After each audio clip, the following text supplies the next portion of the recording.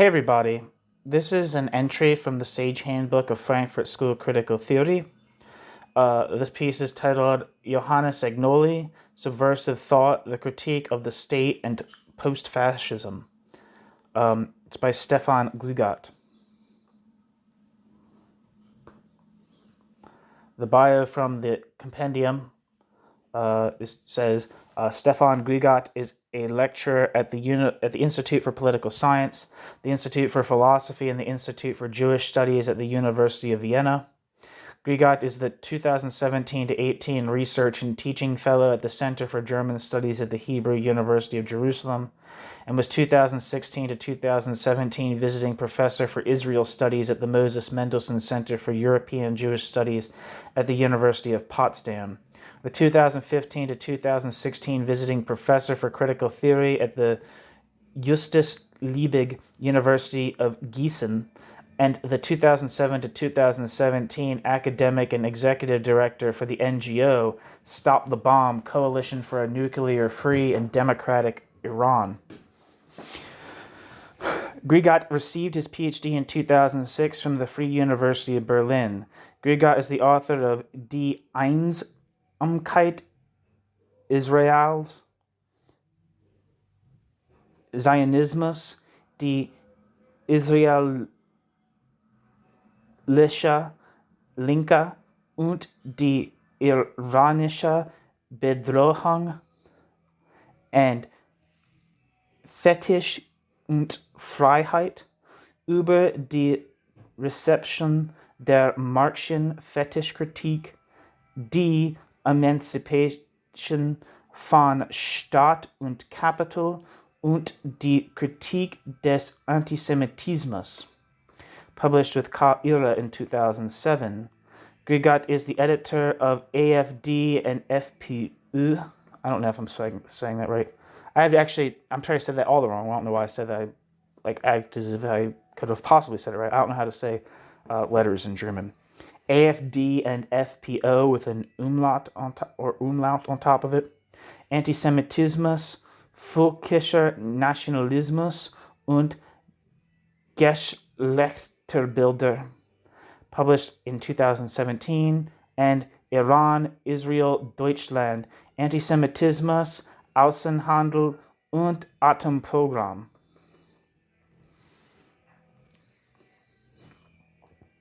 Okay.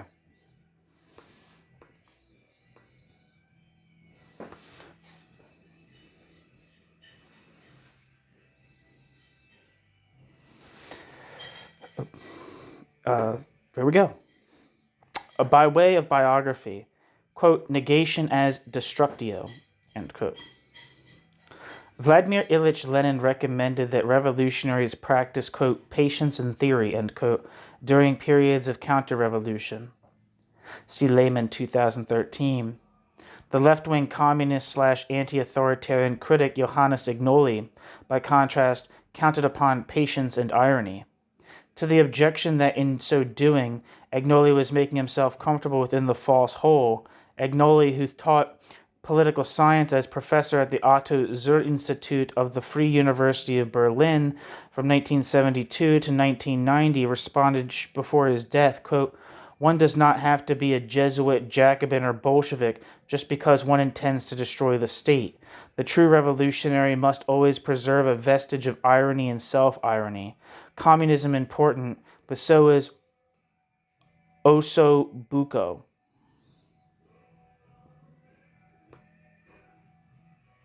End quote.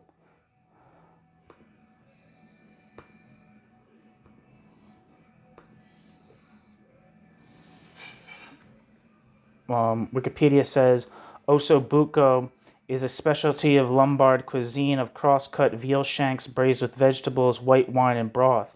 It is often garnished with gremolata and traditionally served with either risotto alla Milanese or polenta, depending on the regional variation.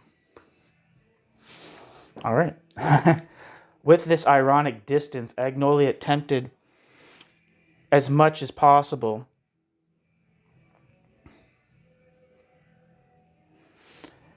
to keep the stupefying impositions of capitalist social constitution at bay until his death.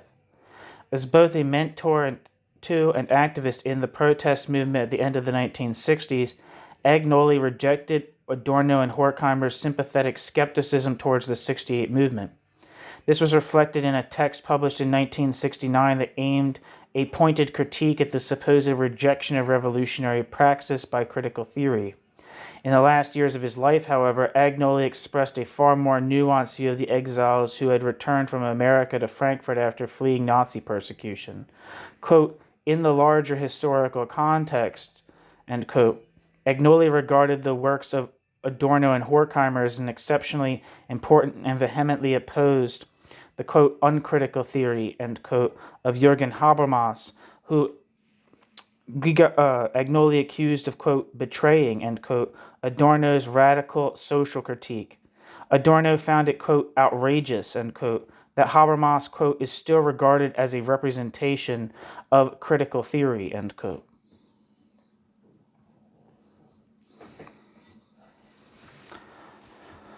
What united Agnoli with critical theory was his insistence that social theory could only exist as social critique, that the presentation of the social categories and ideologies, their conceptual construction, always implies their condemnation.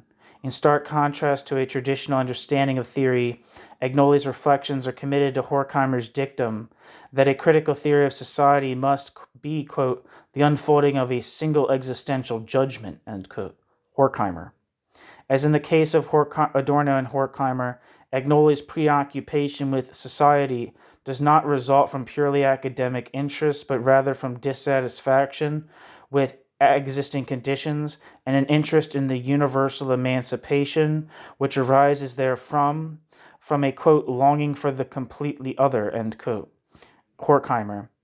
For critical theory, as well as for Agnoli, materialism is not a transhistorical method, but a socially and historically determined form of critique. A materialist concept of materialism thus implies the necessity that materialism pursue its own abolition. See Adorno 1992 and Demirovich 1999, in that a materialist concept of materialism realizes a, quote, association of the free and equal, end quote. Johannes Agnoli died in 2003 at the age of 78 in the Italian city of Lucca. I think that's how you probably say that, Lucca, where Agnoli had retreated after his retirement from the Free University of Berlin in 1990. Born in 1925 in Valle di Cadore in northern Italy, in Agnoli's youth, as a 17-year-old, Agnoli was engaged in the Gioventù Italiana del Littorio, the fascist youth organization, which earned him a place on the list of those to be shot by the Italian partisans.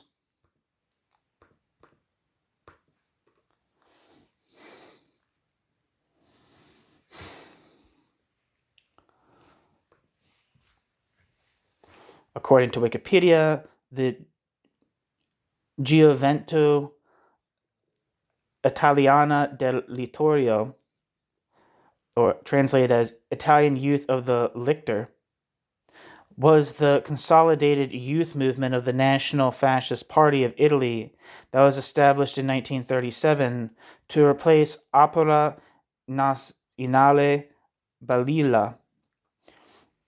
The Italian Youth of the Lichter was created to supervise and influence the minds of all youths, that was effectively directed against the influence of the Catholic Church on youths. Back to the text. Later, as a left-wing communist and anti-fascist, Agnoli repeatedly argued with the different currents in Benito Mussolini's movement and with philosophical pioneers of fascism such as Ugo Spirito and Giovanni Gentile.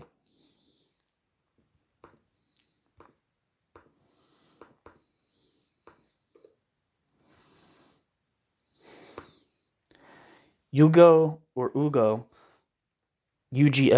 Spirito, lived from 1896 to 1979. Ugo Spirito was an Italian philosopher. At first a fascist political philosopher and subsequently an idealist thinker, Ugo Spirito was also an academic and university teacher. Giovanni Gentili, I believe, was like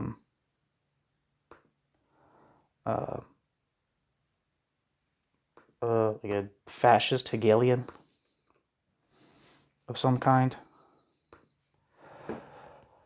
Giovanni Gentile lived from 1875 to 1944 and was an Italian philosopher, fascist politician, and pedagogue. Giovanni Gentile, alongside Benedetto Croce, was one of the major exponents of Italian idealism in Italian philosophy and also devised his own system of thought, which Gentile called, quote, actual idealism, end quote, or, quote, actualism, which has been described as the, quote, subjective extreme of the idealist tradition, end quote. Described by himself and by Benito Mussolini as the, quote, philosopher of fascism, end quote. Giovanni Gentile was influential in providing an intellectual foundation for Italian fascism, notably through writing the 1925 Manifesto of the Fascist Intellectuals and part of the 1932, quote, The Doctrine of Fascism with Mussolini. As Minister for Public Education, Gentile introduced in 1923 the so-called Gentile Reform, the first major piece of legislation passed by the fascist government, which would last in some capacity until 1962. Giovanni Gentile also helped found the Institute for the Italian Encyclopedia with Giovanni Treccani and was its first editor. Though his political influence waned as Mussolini sought the alliance of the Catholic Church,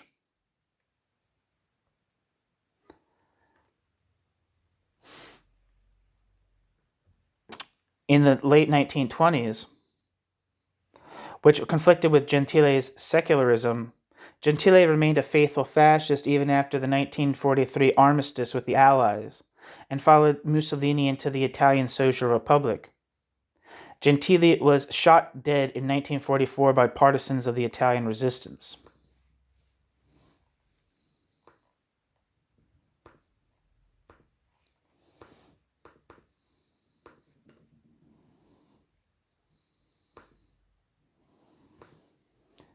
Back to the text. Immediately after completing his matura, Agnoli reported to the Waffen-SS, which in Italy was responsible for the recruitment of foreign volunteers, and ended up in the mountain infantry of the Wehrmacht.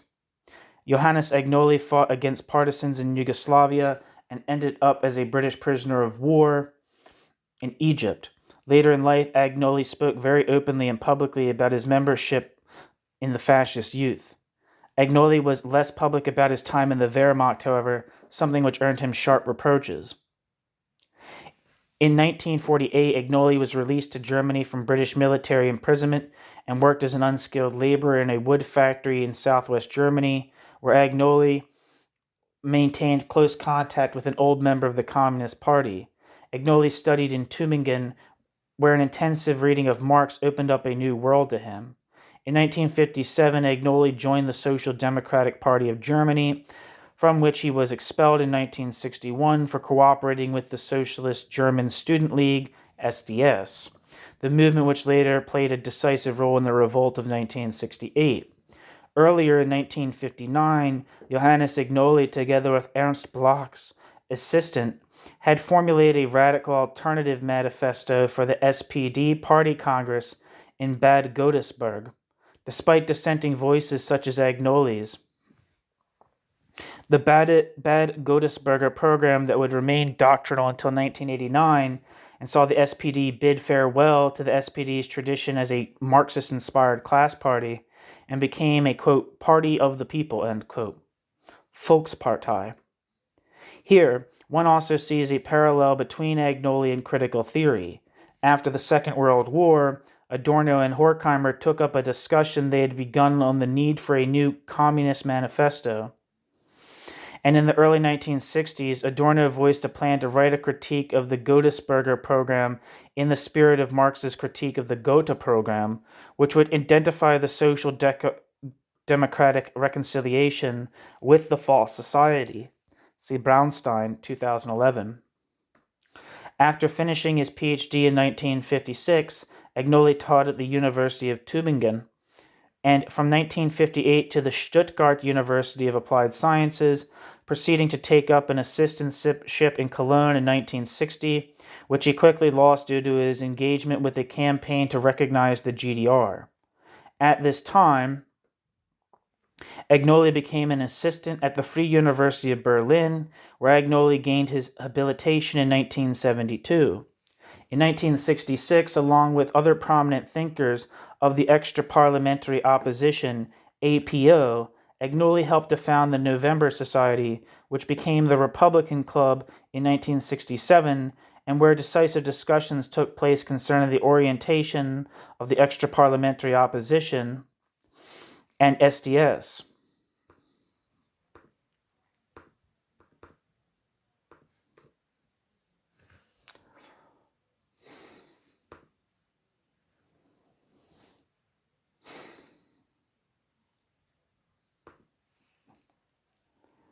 One second.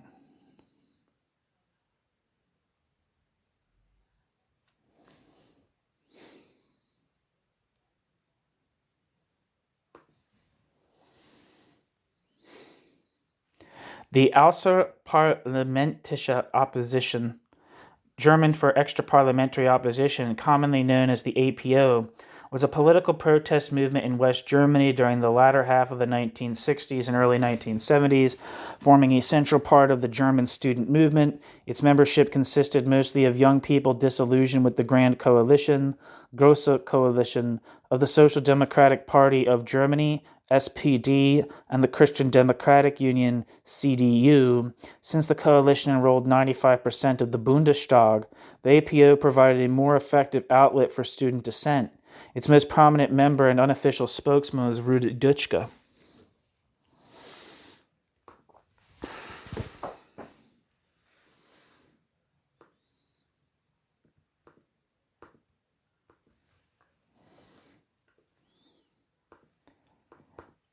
Sorry, I'm looking something up.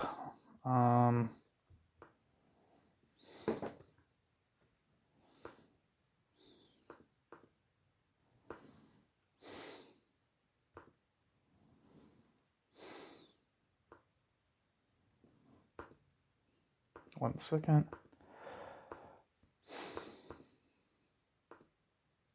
Come on, you little bastard.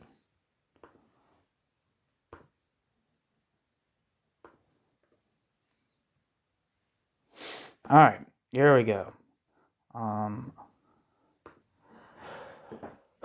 was looking up the Republican Club. The Republican Club was a left-wing association in West Berlin, which is considered to be part of the extra-parliamentary opposition, APO. Its communication and action center was at Wielandstraße 27 in Berlin, near Kurfürstendamm, and was founded in 1967 by Johannes Agnoli, William Born, Osip K. Fleckheim, Hans Mangus Enzensberger, Wilfried Gottschalk, Eckhard Krippendorf, Klaus Meschkat, Mariana Regensberger, Nicholas Neumann, Wolfgang Neuss. I think I might have something by Wolfgang Neuss, or maybe it's someone else with the last name Neuss on this channel. Lothar Pinkal and Manfred Rexen. Following the Berlin model, similar clubs were founded in many other places in the Federal Republic, some of which also called themselves Club Voltaire.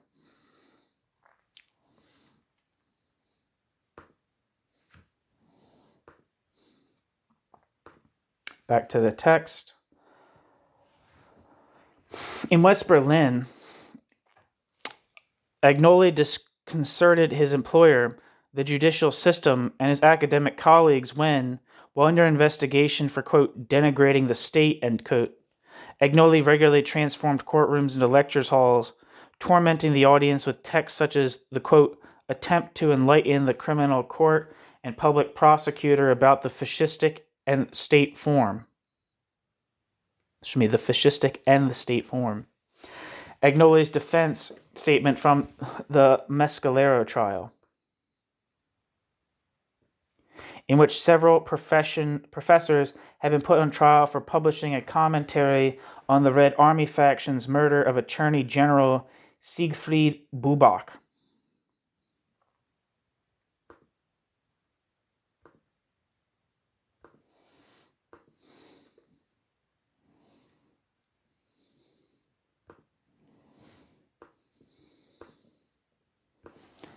See.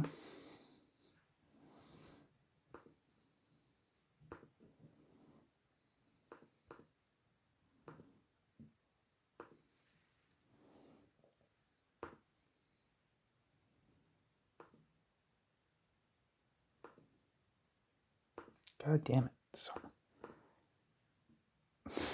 What the hell? German Wikipedia sucks.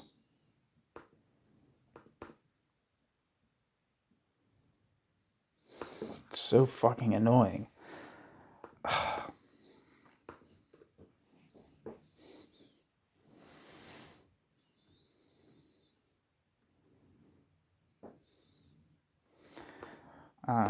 Not finding anything. Sorry, I was looking to see if I could find something for the this trial.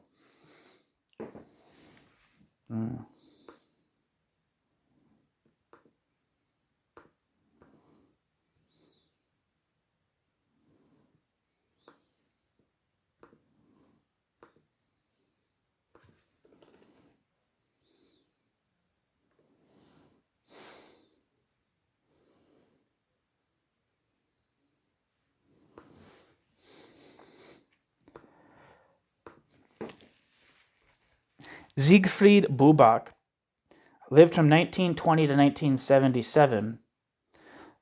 Siegfried Buback was a German lawyer.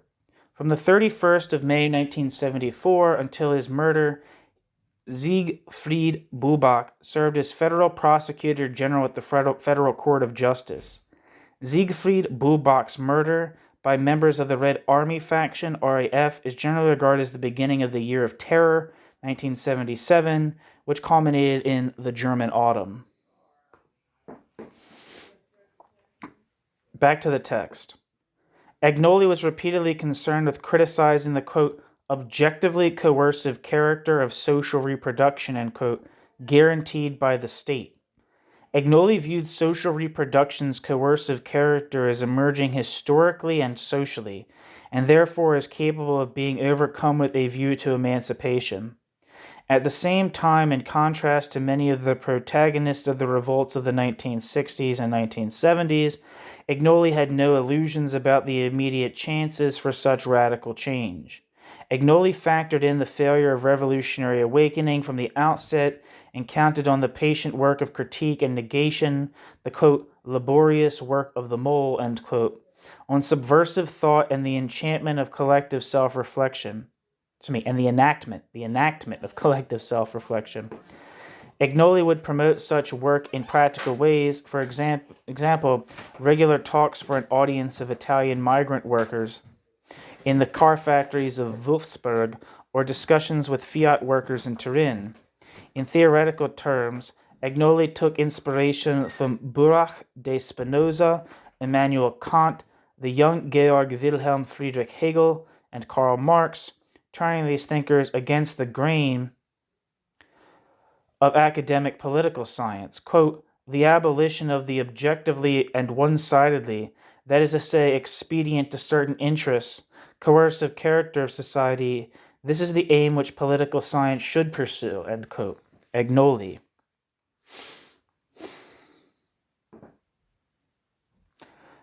Political science does not refer, quote, to the dysfunctional relationship between politics and the Constitution. Rather, it demonstrates that the Constitution is the regulation of a dysfunctional social relation, end quote. Agnoli. Agnoli saw Marx as a positivist economist, Agnoli saw Marx not as a positivist economist, but as the thinker of revolution. And Agnoli shared Horkheimer's view that the point is, quote, not to see Marx with the eyes of the professional economist, but rather with those of a person who knows he is living in an inverted society and who desires the right society, end quote. Horkheimer. When Agnoli dealt with the classics of political thought, Agnoli was concerned not with philology, but rather with the extent to which they could help, quote, promote thinking about another form of social synthesis, end quote. Just as critical theory never allowed itself to go with the flow of the world or, quote, constructive critique, end quote, see Löwenthal 1980, Agnoli felt wholly obligated to destructiveness. On the one hand, Agnoli did not participate in the search for alternative political forms to better administrate capitalism. On the other hand, Agnoli also declined to offer concrete alternatives for a potential post-capitalist society. The, quote, actually existing, end quote, socialist and party communist notion of a society emancipated from capital, and the organization designed to achieve such a society, along with alternative radical leftist forms of organization, each appeared to Agnoli as deserving of critique, even if Agnoli's sympathies for the latter were beyond question. Against the, quote, actually existing socialism, end quote, of the Eastern Bloc and the, quote, superstate, end quote, of the Soviet Union, Agnoli constantly invoked Marx's postulate that in a liberated society, the, quote, freedom of each individual, end quote, must be the, quote, precondition for the freedom of all, end quote. It was precisely the negative orientation of Agnoli's critique, which was an abomination to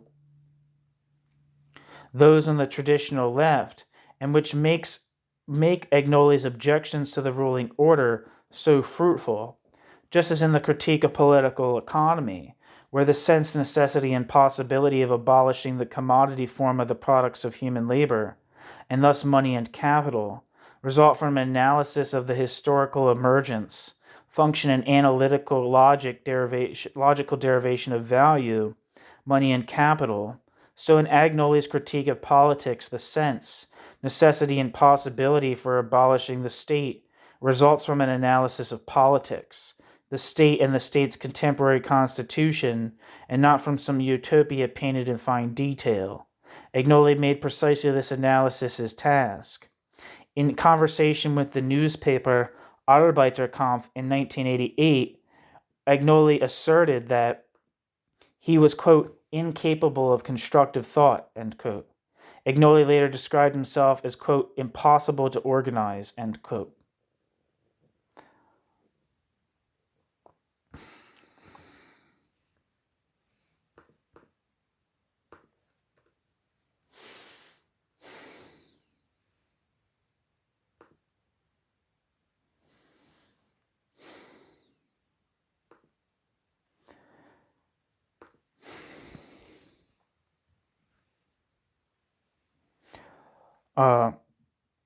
The monthly newspaper AK Analysis and Criticism, with the subtitle Newspaper for Left-Wing Debate and Practice until 1992, Workers' Struggle AK is published in Hamburg. It appears monthly, except in July. The publisher is the Association for Political Education, Analysis and Criticism, EV. The place of publication is Hamburg. A total of 700 issues were produced up to and including January 2004. AK, I'm assuming, means Arbeiterkampf. Or no, it doesn't. That's not what it means. Oh, I think Arbeiterkampf was what it was called before it was called Analysis and Criticism.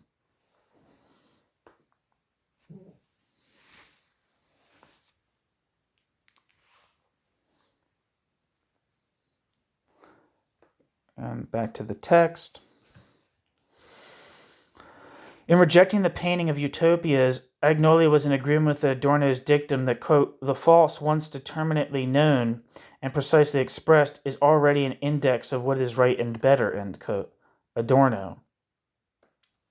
Protagonists of postmodernist and post-structuralist theories who triumphed within the universities at the end of the 1980s must have felt provoked by Agnoli's materialism, with its straightforward yet crucial insights into the practice of exploitation and rule in societies based on the valorization of capital and organization by the state.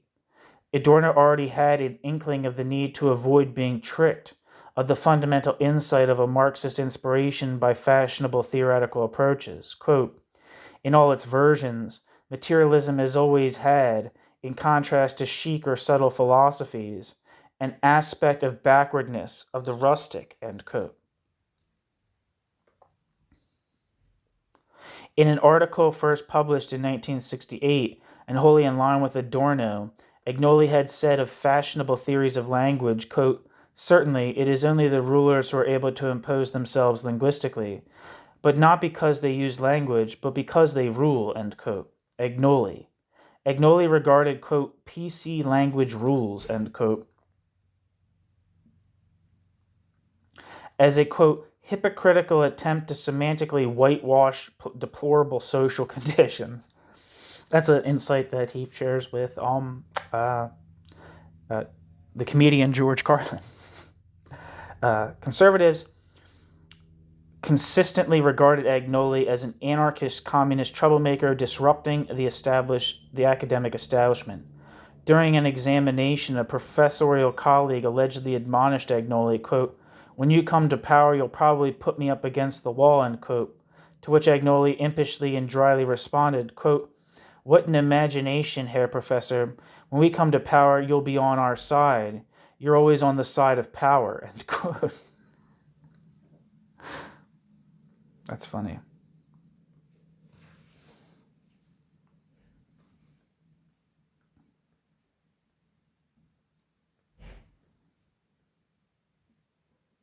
For somebody who was active for many decades as a public scholar, Agnoli left behind a comparatively small oeuvre. I don't know how to say that word. Agnoli's, quote, personal right to be lazy, end quote, was important to him, and he regarded himself as a, quote, friend of the small format, end quote. Agnoli concentrated on writing essays, which were often published in non-academic publications, frequently journals of the Italian left, instead of writing thick doorstops fated to remain unread or collect dust in libraries. Agnoli preferred to read rather than turn himself into a professorial word-processing machine, as had many of his university colleagues. Agnoli He preferred to read rather than turn himself into a professorial word-processing machine, as had many of Agnoli's university colleagues. The latter once led him to state, quote, reading takes time during which Habermas writes, end quote. An impression of Agnoli's activity as a teacher is provided by Subversive Theory, the book Subversive Theory. The transcript of his penultimate lecture at the Free University of Berlin, collected as the third volume of Agnoli's collected writings.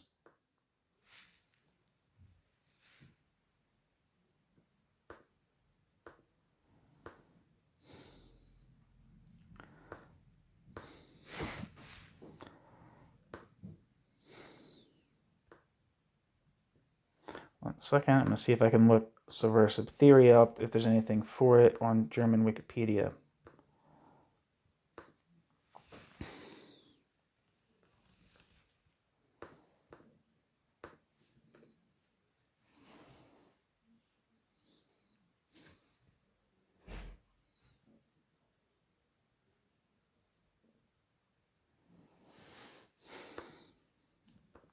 One second, sorry.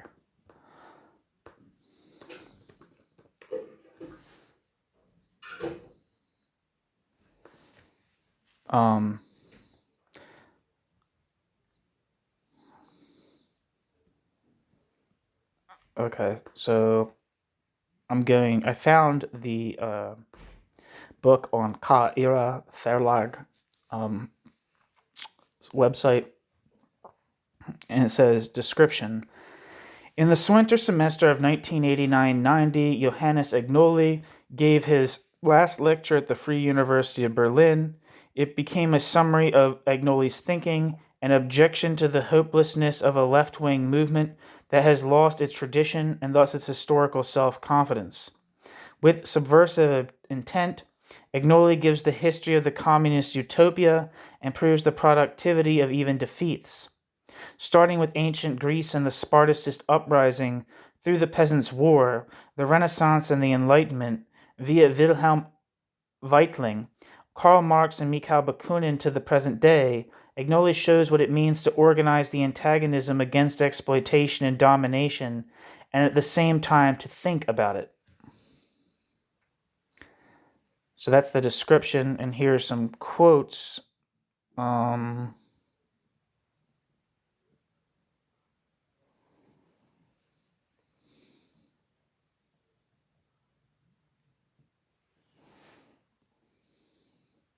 Yeah. I'm going to read actually its table of contents here first. On the matter itself, darkness, light, and the right to resistance, Eva, Prometheus, Antigone, the subversion of antiquity, logos and stasis, the dialectic of the polis, isnomy, natural law and women, res publica as class conflict, two swords and two truths, lines of subversion in the High Middle Ages, the quote, Lady Reason and her agitators, quote, rebellion is always just, and quote, Thomas Munzer and the subversion of the peasants, from utopia to regicide, the radicalization of popular sovereignty. Subversion becomes practical, levelers and diggers in the English Revolution. Between Renaissance and Enlightenment, Spinoza's negative politics and Vico's criterion of truth, the principle of publicity and the subversion of citizens, the revolution within the revolution, subversion in Germany.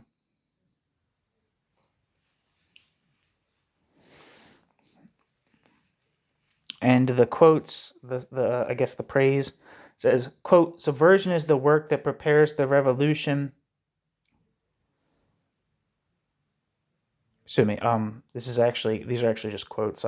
Because this first one's from Johannes Agnoli. Quote, subversion is the work that prepares the revolution. Subversion is not the revolution itself, and this work is necessary to help the revolution in the difficult period of the revolution's hibernation, end quote. Johannes Agnoli. Quote, a world history of philosophy that goes against the grain, end quote. Martin Krauss, Concrete. Quote, a slightly different introduction to the history of philosophy, end quote. Sven Kramer. Quote, Agnoli is concerned with the connection between subversive thinking and emancipation in those areas before theories of revolution emerged, end quote. Rudolf Walter, Frankfurter Rundschau. Quote, not meeting the need, end quote. FAZ. Quote, Agnoli's criticism of the state is groundbreaking because of her principle of judgment, on which Agnoli's criticism of parliamentarism is not based on the basic law, end quote. Felix Klopotek, who I think writes a lot on council communism in Germany. Quote, Agnoli's advice, disrupt and destroy, end quote, the loot. Quote, what should one think of an author who describes the Bundestag as a constitutionally indispensable instrument for publishing decisions that have come about through the cooperation of the state apparatus and social power groups, end quote. Arnold Schulzel, Neues Deutschland. Quote, Agnoli was and is not constructive. Agnoli refuses to participate responsibly. What Agnoli wants is not a critical left-wing political science, but the ruthless criticism of the view that the rule of man over man is natural and can at best be tamed, end quote. Joachim Hirsch. I have some pieces by Joachim Hirsch on this channel. Thank you for listening to me read that. It might be tedious for some of you.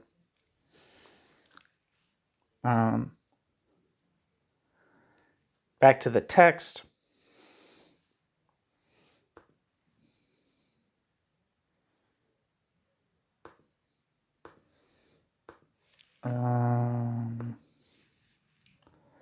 Reading these expositions, it becomes clear that the academic boredom that almost all of today's students endure need not dominate the lecture halls and places of learning. Agnoli stood in stark contrast to the academic administrators of theory and the university functionaries who have robbed even Marx of his political and polemical sting. Agnoli remained a thinker capable of empathy, who was always concerned with engaged critique, even self-critique. Agnoli was not concerned with theoretical coherence for theoretical coherence's own sake, but rather with reflective experience, conceptually grasped, with the aim of intervening in social reality. In Subversive Theory, the book, Agnoli attempts to trace the history of subversion, both intellectual and practical, from the days of ancient and Christian myths through the Middle Ages to the modern era. Agnoli's approach and examples provide a very different model to the traditional history of political ideas and show how certain recalcitrant, subversive, or even uncomfortable thinkers, particularly women, were and still are disregarded, falsely interpreted, or labeled as pathological by the academic mainstream. Agnoli defines the concept of subversion as a form of human emancipation undertaken in gloomy, that is, repressive and counter-revolutionary periods. This has implications for academic work too, for which Agnoli recommends destruction as the determination of the scholar in miserable times, to use the title of a piece first published in 1990 in the leftist monthly Concrete. I think that might be on YouTube already if you're interested. Yeah, I'm not going to look it up because... Sorry. 1 second.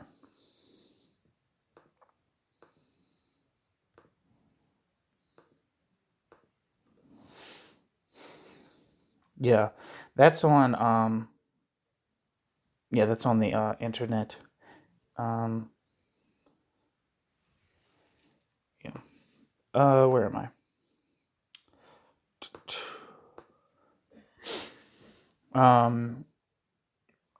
This implication for academic work too, for which Agnoli recommends destruction as the determination of the scholar in miserable times, to use the title of a piece first published in 1990 in the leftist monthly magazine Concrete.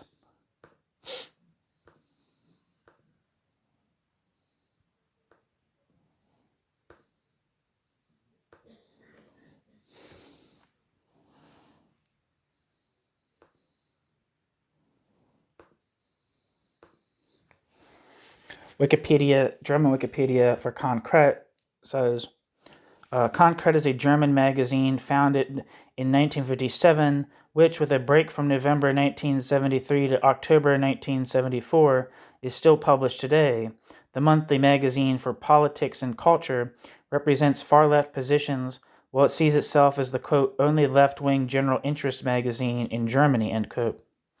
It was classified as, quote, undogmatic left-wing extremism, end quote, by the Federal Office for the Protection of the Constitution in 2003.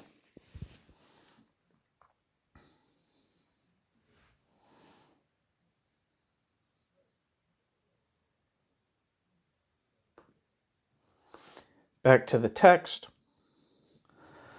Though subversion does not amount to revolution itself, subversion prepares revolution's way. Subversion involves, quote, negation sans phrase, negation as destructio, as obstinate reason, end quote, Agnoli. Subversion is both a theoretical and practical activity which attacks the existing order without demanding a, quote, more orderly order, end quote, as do fascists and other protagonists of conformist revolt. New section. The critique of the state and democracy. In Agnoli's forays into the history of philosophy, one sees again and again the key elements of his critique of the state and politics as developed in Agnoli's more well-known texts, such as Die Transformation der Demokratie, the transformation of democracy, first published in 1967 and originally co-written with the social psychologist Peter Bruckner, is regarded as, quote, the Bible. The Bible of the extra-parliamentary opposition, end quote, and as having had an enormous influence upon the students in revolt at the end of the 1960s.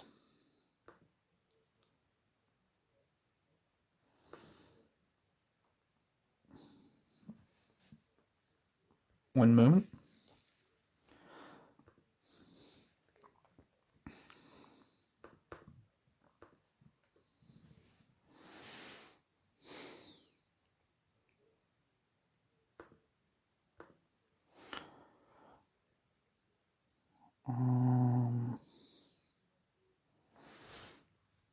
And as having had an enormous influence upon the student revolt in the end of the 1960s.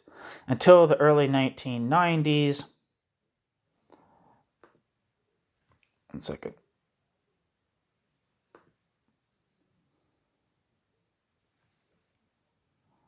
Fuck. Sorry, I did this. It's annoying. People are like, can you cut out the silence? It's like, fuck it, no. I don't fucking play that way. Where am I? Okay, sorry, I was looking for the transformation of democracy.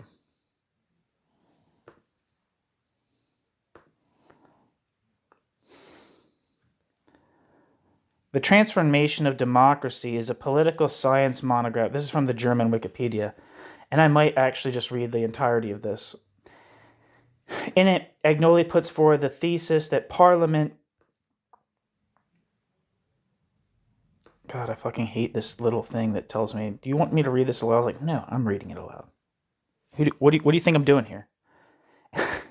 In it, Agnoli puts forward the thesis that Parliament and parliamentary democracy is now regressed into pre- or anti-democratic forms, involution. Instead of representing the will of the people, as in the model, the parties which have become part of the state transform the directives of the state apparatus, dominated by an economic oligarchy, into public opinion.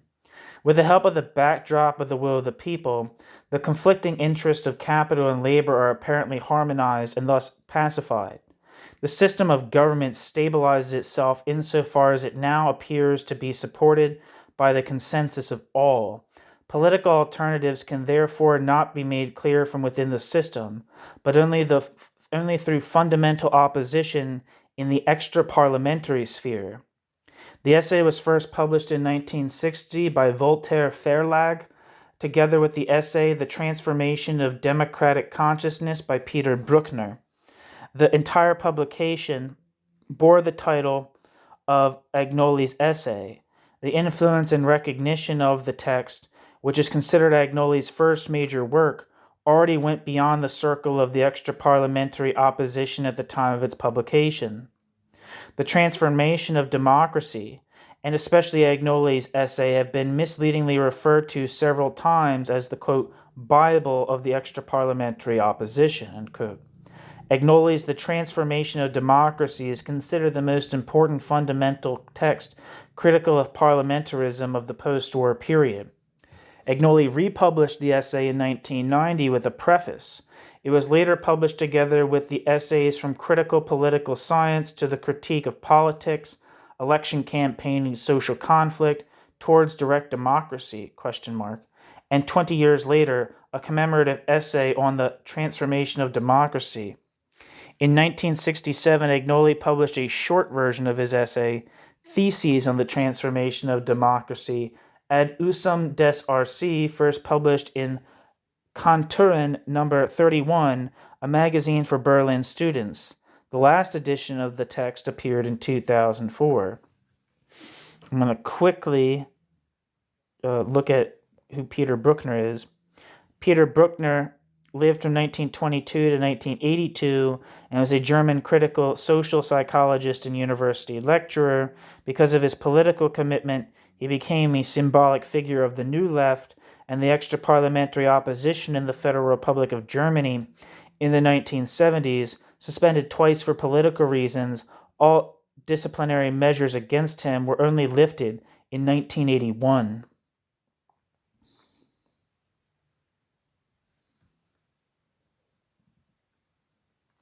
Okay, so that's who Peter Bruckner is. I'm going to keep reading from the Wikipedia. So I'm sorry, I know that's probably annoying, but this is going to be extremely helpful. In the first chapter, Causes and Conditions, Agnoli outlines the development of the constitutional state. Quote, if the old liberal state in the early days of capitalist expansion simply denied the contradiction in society by ignoring the masses who were already speaking out, if the fascist state wanted to exclude the large majority of the population from the decision-making process using terrorist means, and to resolve the contradiction by force, today parliamentary democracy must change its structure and function to such an extent that it can successfully smooth out the contradiction and socially balance it out through state regulation. In other words, it must be able to intervene in the contradiction in a disciplinary manner, end quote. Johannes Agnoli. According to Agnoli, fascism contributed to, quote, modernization, end quote, insofar as fascism showed, quote, how social manipulation can be carried out successfully, for example, by ideologizing the situation, end quote. Capitalism gave itself a social veneer, but above all, quote, threw overboard the old idea of private initiative and free competition, end quote. The protection of profit and social privileges took priority. The dependents were supposed to be satisfied with the, quote, idea of economic freedom of consumption and social partnership, end quote. Countergroups in opposition were parties were pushed back and isolated. In the second chapter, Agnoli analyzes the program and technique of social peace. The popular parties represent an apparent plurality, so that the democratic game can continue even if no significant changes occur when the governing parties change. The different parties are actually a unity party in the external guise of a plural party system. Quote, thus the real face of the popular parties of the modern constitutional state become apparent. They form the plural version of a unity party, plural in the method of ruling, unified as the bearer of state power over the population, unified above all in the function that the popular parties assume within Western society, end quote. Agnoli. New section, context. In Agnoli's 1966 lecture, Civil Society and the Fascist State, held in the summer semester of 1966 at the Otto Zur Institute, Agnoli described the history and conditions of origin of modern parliamentarism. The antagonism of civil society had already been recognized by Hegel in Philosophy of Right, and the state should balance this out through moral principles and social restrictions on the economy. Hegel had already recognized from the example of England that the extension of the right to vote endangered the state as a guarantor of the property order. Agnoli comes to general conclusions. Quote, the more inevitable the extension of the right to vote became, the more necessary it became to reinforce the separation of the people and the representative body carried out by the bourgeoisie, end quote. The, quote, reification, end quote, of representation into the principle of representation was now all the more important, since the representatives, quote, actually also included the Taratis and the Babels, end quote, i.e. representatives of the demos. Since they began to use parliament in an anti-bourgeois sense, the safer path of gradually disempowering and emptying the representative body was taken. Agnoli refers here to the refunctioning of public opinion, parenthesis, Habermas, and parenthesis, but sees this as extending to all, quote, public institutions of civil society, end quote. As soon as democracy has the tendency to deny democracy's class character, as soon as democracy has the tendency to deny democracy's class character and turn into a tool of the real interests of the people, The democratic forms themselves are sacrificed by the bourgeoisie and the bourgeoisie's state representation. The state always serves primarily to protect property, so liberalism turns into fascism as soon as property is threatened by the masses' need for equality. Wolfgang Wippermann in 1998 undoubtedly called this neither new or original, but Agnoli added two ideas. Firstly, that the state can become independent and turn against its own society. However, he ignores Karl Marx's theory of Bonapartism, which pursued this idea further. Furthermore, Agnoli stresses that the danger does not come from the extreme fringes, but from the middle of society. Since Agnoli defines fascism by referring to fascism's, quote, social function, end quote, he underestimates the racist core of fascism and consequently faces the Holocaust without any possibility of explanation. New section, analysis. The basic premise of Agnoli's analysis is the assumption of the existence of a class society in which there is antagonism between capital and labor, between rulers and ruled. The possibilities of parliamentary democracy are ambivalent. Through parliamentary representation of the demands of the ruled, the antagonism could be expressed in the state, which would turn the social class struggle into a political conflict of domination. According to Agnoli, parliamentary democracy also offers opportunities to pacify and push back social conflict, which guarantees undisturbed capitalist rule. The parliamentary system of government in Germany after the Second World War, in particular, has regressed into such a pacification mechanism. In contrast to evolution, Agnoli describes this process as involution, a regression to pre- or anti-democratic forms, such as in feudalism or authoritarian forms of government. The principle of representation and the political parties play the main role in this functional change in parliamentary operations. The principle of parliamentary representation, the core of parliamentarism, was conceived, desired, and implemented as a, quote, constitutional form with a precise repressive task that had a pacifying character from the outset. The aim was to keep the majority of the population away from the centers of state power in a peaceful but effective manner, end quote. The power of parliamentarians is only fiction. The German Bundestag acts more as an instrument for publishing decisions that were made through the interaction of the state apparatus and social power groups.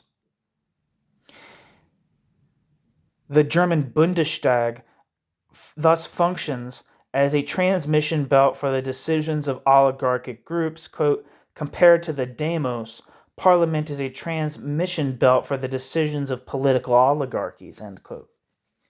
Agnoli.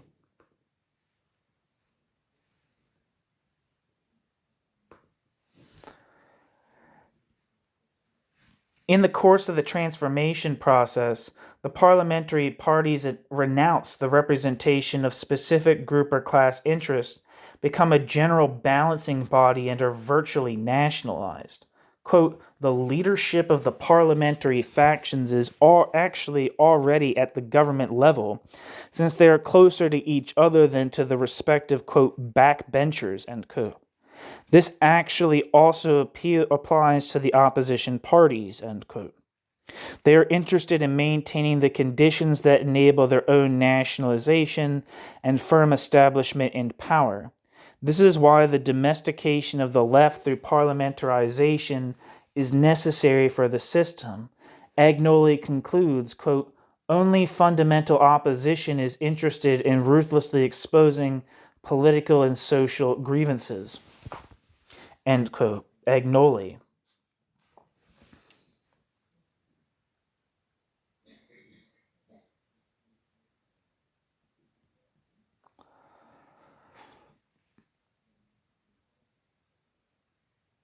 New section, preliminary remarks from 1990. In Agnoli's introductory remarks, Agnoli distances himself from utopian orientations, but also rejects any idealization of the present. Agnoli wants to make a, quote, contribution to the renewed breakthrough of reason, end quote. Quote, the rationality of thought in an age whose, quote, spirit pours out into love, feeling, concern, and edification, end quote. According to Agnoli, the principle of reason includes the ability, committed to the principle of enlightenment, to expose the, quote, lying publicity, end quote. Kant, or parenthesis, Kant, parenthesis.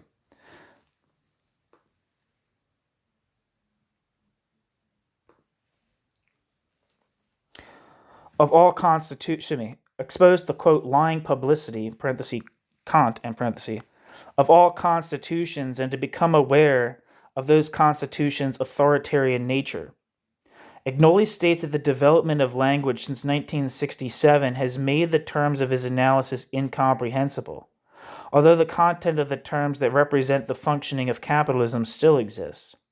In fact, however, an additional change has also taken place with the emancipation of women and the awareness of responsibility for the environment. Agnoli therefore finds Rosanda's classification of the, quote, gender question as a class question worthy of consideration. Agnoli rejects the accusation that he supports a, quote, conspiracy theory, end quote. New section, critical recourse to Italian theorists. In Agnoli's analysis, Agnoli refers to works by Italian theorist Vilfredo Pareto, Gaetano Mosca, and Robert Michels. Agnoli explains their historical significance. Quote, what is striking from a scientific point of view, reflecting on the experience of the immediate past and the possibilities of applying its, quote, teachings, end quote, to the reform of the state, is that it reproduces categories, schemes, and proposals that were already put forward by anti-democratic sociologists and philosophers on the threshold between the old liberal and the fascist state. This is certainly true of the political and social scientists who have placed themselves at the service of the constitutional state, and many of whom, certainly not by chance, are guided by Pareto's analysis and theses. Of course, they seem to be unaware that Pareto, the, quote, Marx of the bourgeoisie, end quote, was concerned with a strictly elitist authoritarian system that, quote, should only remain adorned with the ornament of parliamentary democratic institutions and customs, end quote, end quote.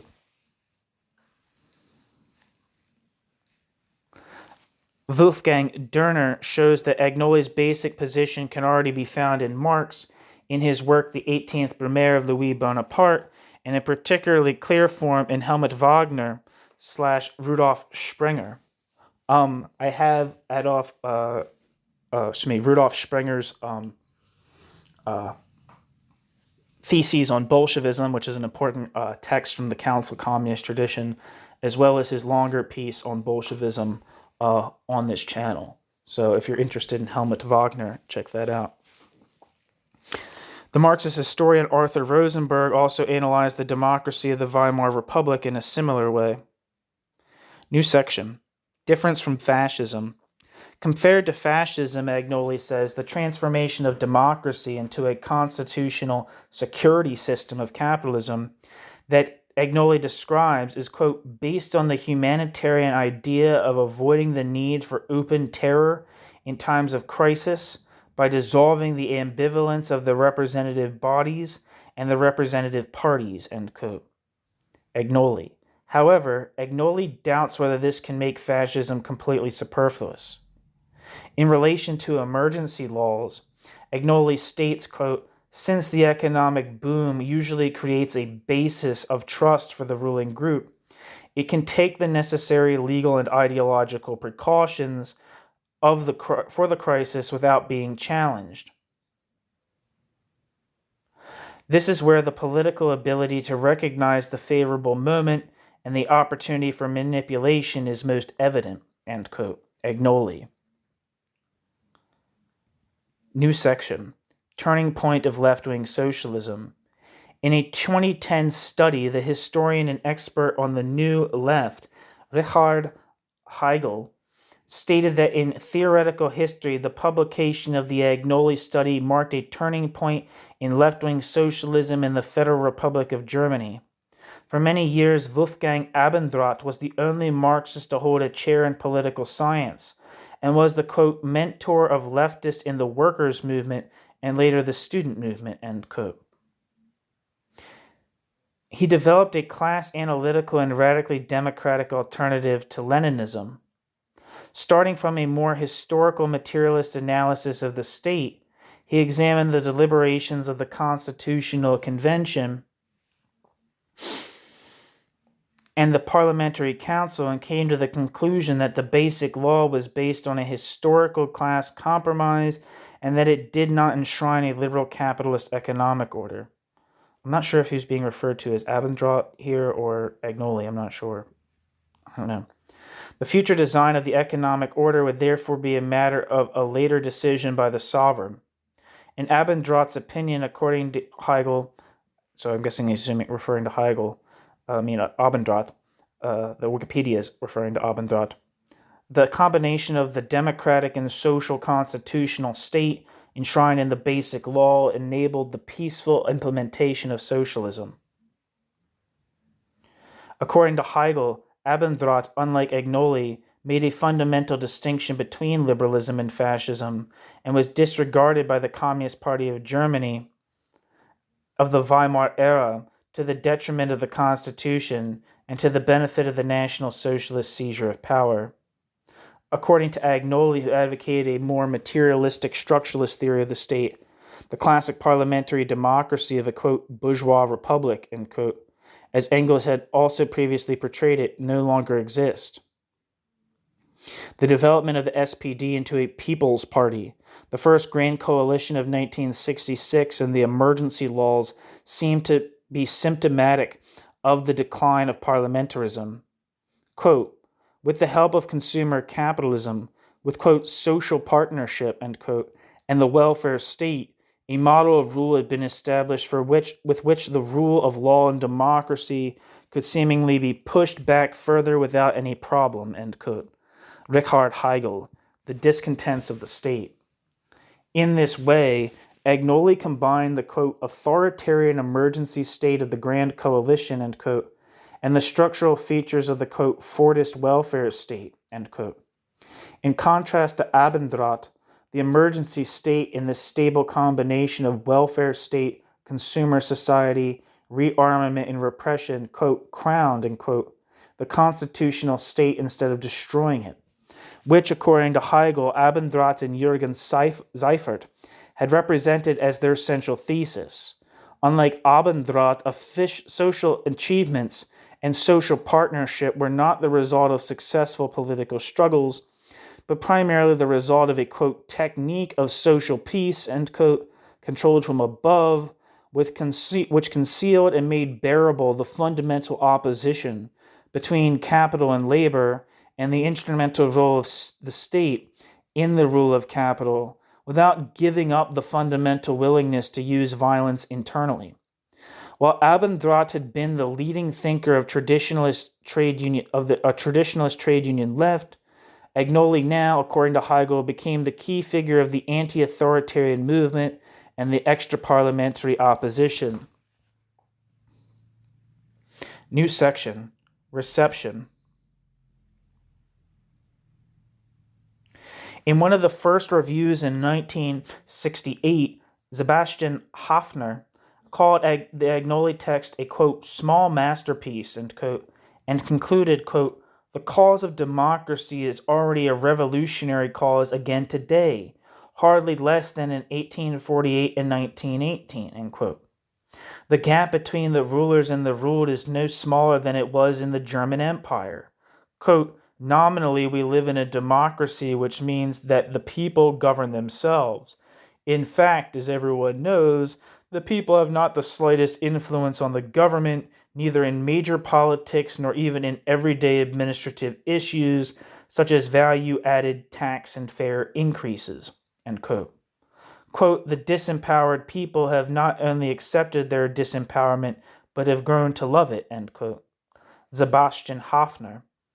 Dieter Zenghaus praised the study in a 1968 review, quote, "Rarely in recent years has critical theory of democracy aimed at political emancipation been presented with comparable sophistication," end quote. Dieter Zenghaus. Klaus Bittermann described the transformation of democracy in 1990 as the, quote, "Bible of the APO," or the extra-parliamentary opposition.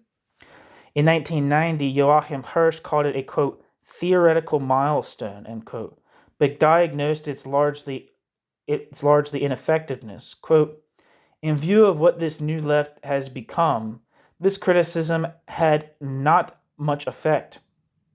Ironically, the political development since the 1968 protest movement appears to be a brilliant confirmation of what Agnoli has so brilliantly worked out as the institutional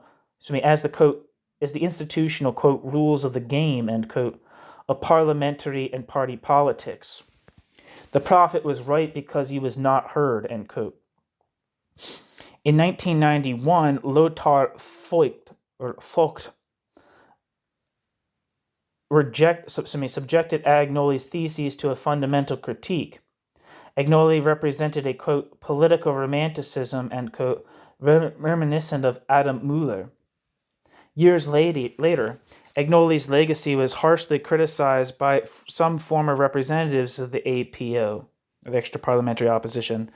Wolfgang Kraschar wrote in an issue 1, 2007 of the Journal for Parliamentary Questions that the study had been received by the theorists of the extra-parliamentary opposition as, quote, "the foundation of extra-parliamentary opposition par excellence and in a certain way canonized," end quote. Agnoli's criticism of parliamentarism is, quote, "inherently illiberal and anti-pluralistic, which has contributed to misleading an extra-parliamentary movement and many of the groups that emerged from it," end quote. Agnoli's contribution was pre-fascist, unoriginal, and third-rate, repeating theses of Pareto, Mosca, Michel, and Schmidt. Agnoli offered no alternative. However, Kraschar denied that he had called the transformation of democracy a, quote, "left fascist critique of parliamentarism," end quote, as has been repeatedly reported in the literature. Jürgen W. Falter and Uwe Tyson, I don't know if I'm saying that right, Tyson, responded to Kraschar's criticism in a largely affirmative manner in the same year, but they mentioned Agnoli's criticism of parliamentarism in the same breath as Lenin's, to whom Agnoli's rather anarchistic understanding of the state was alien, as was the state of the GDR. Tyson and Falter called Ernst Frankel's defense of parliamentary democracy, whereby Frankel had addressed Agnoli's arguments. Kraschauer's criticism was rejected by Wolf-Dieter Nahr and Richard Stuss, both of whom had, quote, "friendly and collegial dealings," end quote, with Agnoli, quote, "in various positions and roles," end quote, from the early 1950s until his death. Nahr and Stuss considered the claim that Agnoli had concealed his fascist past to be denunciatory. They also rejected Kraschauer's, quote, "blanket disqualification of any criticism of parliamentarism with the help of the suspicion of pre-fascism," end quote, as polemical. Kraschauer, I don't know if I'm saying his name right. I think it's Kraschauer. Sorry, I might be pronouncing it wrong. Kraschauer idealizes parliamentarism and does not address the deficits that Agnoli identified. Agnoli's fundamental orientation toward the analysis of power relations and the design of political order was essential to German political science from the very beginning. In the 1960s, as a counter-proposal to the empirical research oriented towards the USA, a movement oriented towards society as a whole, critical of domination and capitalism, developed that concentrate on the analysis of the relationship between politics and economics and the role of the, quote, "bourgeois state," end quote. Agnoli belonged to this movement. In 2017, 50 years after the Transformation of Democracy's first publication, retrospectives were published in which Agnoli's enduring relevance was emphasized. Involution, new section. Agnoli's definition of involution, perhaps the best known term in Agnoli's analysis, is, quote, involution is the correct opposite of evolution. The term has become established in the political language of the Romance countries and describes very precisely the complex political, social, and ideological process of the regression of democratic states, parties, and theories into pre- or anti-democratic forms, end quote. Agnoli. By this, Agnoli meant the dismantling and dissolution of institutions, but also the disciplining of political groups and strengthening of state security measures, which increasingly restrict freedom apparently to protect the people. New section. Difference to Colin Crouch.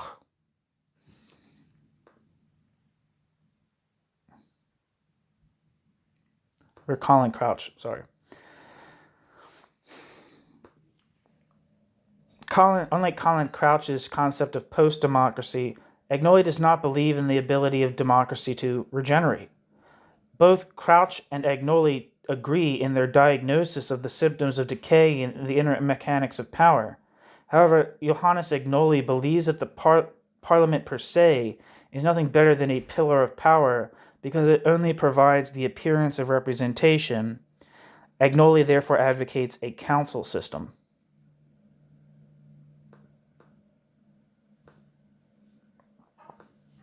One second.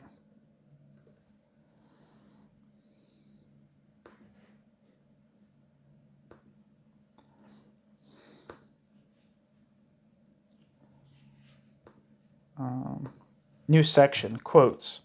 Quote, it does not serve any system of rule if the techniques of rule are brought to the attention of the ruled. With increasing involution, there is a gap between civic education, a means of consolidating and maintaining the state, and political science knowledge of rule but also of emancipation.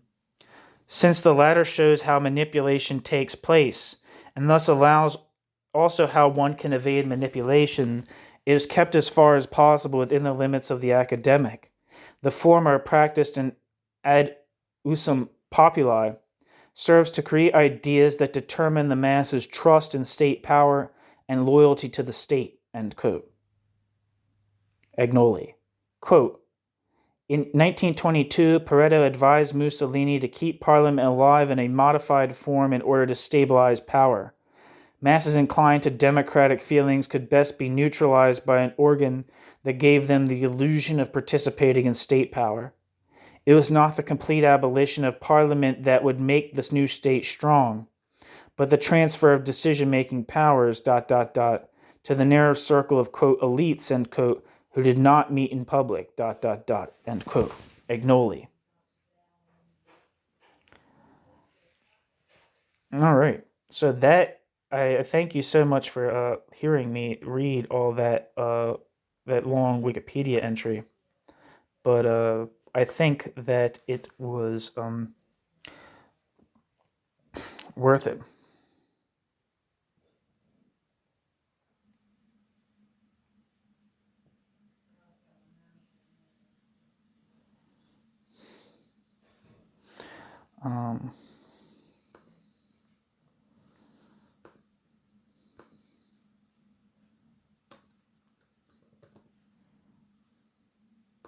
Yeah. One second.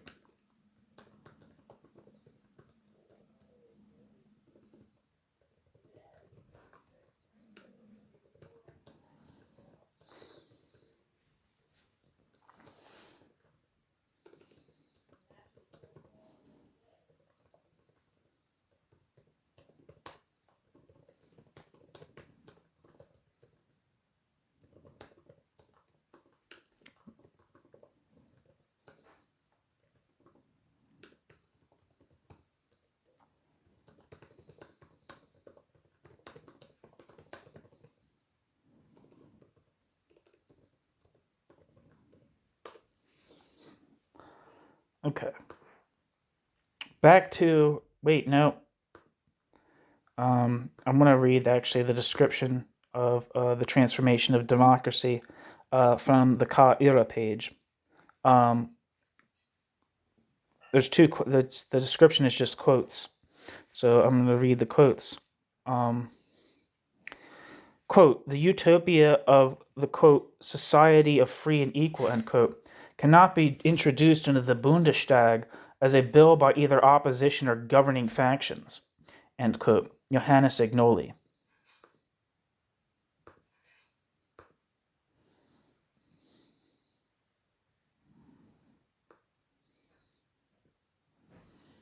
That's a great point.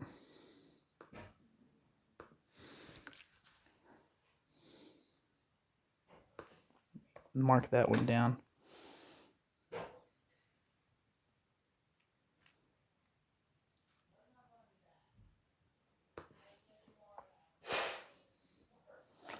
All right, sorry about that.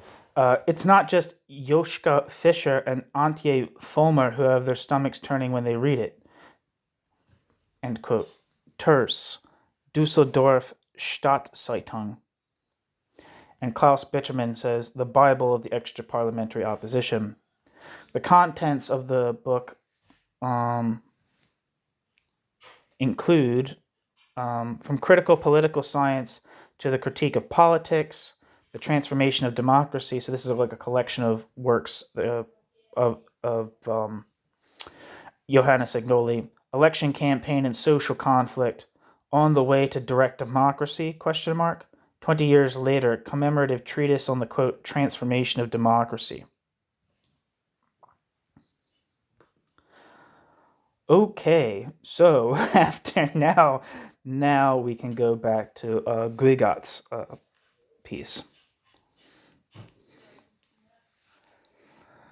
Until the early 1990s, the transformation of democracy enjoyed a reception in German-speaking countries far beyond leftist academic circles.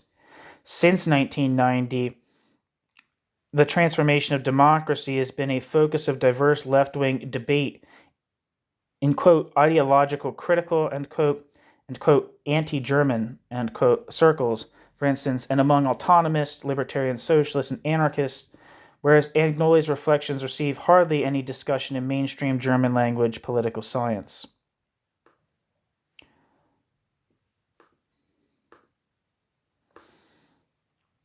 One second.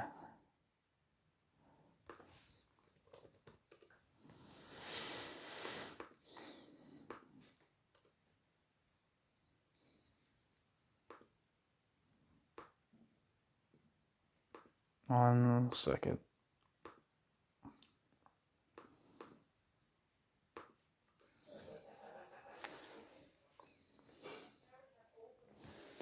Okay. Where am I? If they were engaged with, they are at best described as, quote, products of their time, end quote, and at worst disqualified as, quote, left fascist, end quote, imputing an affinity between a leftist critique of the state that aims at an association of free human beings and fascist contempt for democracy. Agnoli reacts to such accusations by making clear that he did not criticize, quote, the bourgeois constitutional state because the bourgeois constitution is what Carl Schmitt thinks of it, namely as an institutionalized talking shop, end quote, but rather as, quote, the state of capital, end quote, Agnoli. To criticize the state thus is not to disdain the bourgeois civil liberties that the constitutional state usually guarantees. The fact that the majority of former 68 activists chose not to heed Agnoli's words is all too understandable. If they had taken Agnoli's critiques of democracy, state, and institutions seriously, they could have not embarked upon their beloved, quote, long march through the institutions, end quote, nor participated in such numbers with such enthusiasm in the project of the Green Party, and later the Left Party, Die Linke. Agnoli attributes to them a, quote, drive to institutional power, end quote, towards reconciliation with capitalist society and affirmation of capitalist society's state.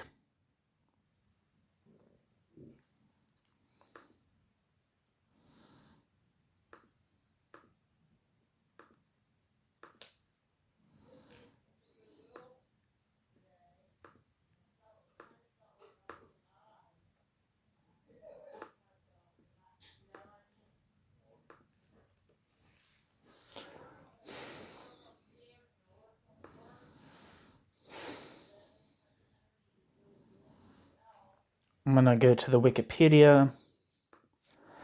Sorry for that silence there. I should sing to you while I'm fucking doing this. But I wanted to look up March Through the Institutions. The March Through the Institutions is the method articulated by Rudi Dutschke in 1967.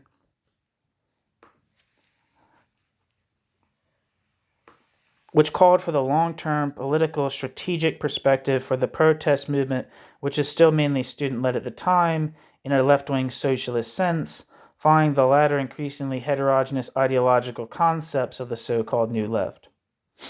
The March Through the Institutions also stands as a slogan for the high point of the student movement in the 1960s, which coincided with the beginning of the process of fragmentation and dissolution of the movement and its leading organization, the Socialist German Student Union, SDS.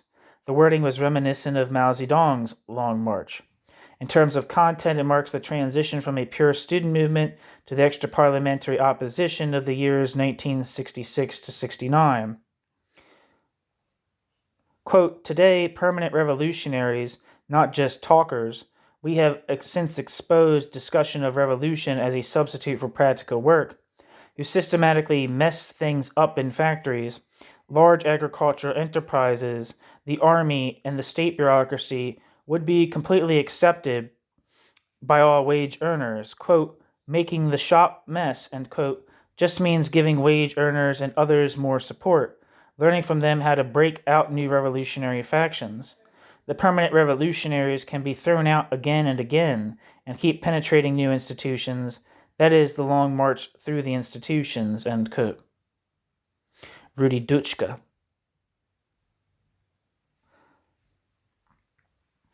The march through the institutions is therefore more about destroying institutions from within, anti-institutionalism, than about a seizure of power by the, quote, left. Since the 1990s, the expression, quote, march through the institutions, end quote, has been used to describe the assumption that this form of seizure of power outlined by Dutschke actually took place. Jürgen Busche, 2003, argues that, quote, the long march through the institutions, end quote, of the 1968 movement, a mixture of student movement, extra-parliamentary opposition, and various political and social movements of the 1970s, ended in the center of power, and that the 1968ers now occupy key positions of the state, the economy, and the universities, and have thereby achieved dominance over the discourse of society as a whole.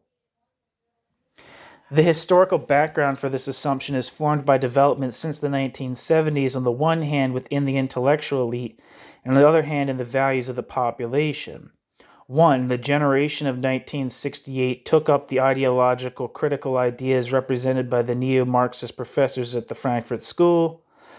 Despite the professional bans and radical decrees, a small number of the students involved at the time made careers in politics, the public service, and the media, and tried to implement its ideology of social change. Two, parallel to the movements mentioned, there was a broad social and political change in attitudes that affected large parts of the population and actually led to changes in social discourse. The general change in values came to a halt in part as early as the end of the 1970s, quote, rollback, end quote, while other values that emerged or were largely spread by the so-called new social movements of the 1970s, such as environmental awareness or equal rights, still play a role in almost all political parties today. So, back to the text.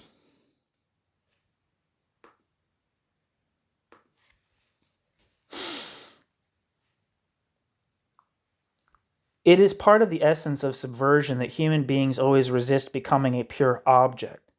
Then subversion must also be directed against politics, since human beings, as Agnoli puts it,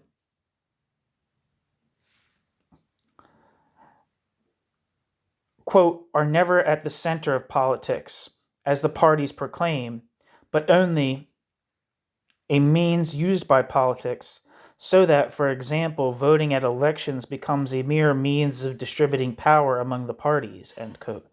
Agnoli. Arguing against the institutionalization of subversion, Agnoli set out a critique of parliamentarism and the state, by pointing out a tendency toward, quote, involution, end quote, in modern democracies. One moment. I want to see if involution has its own Wikipedia page on German Wikipedia.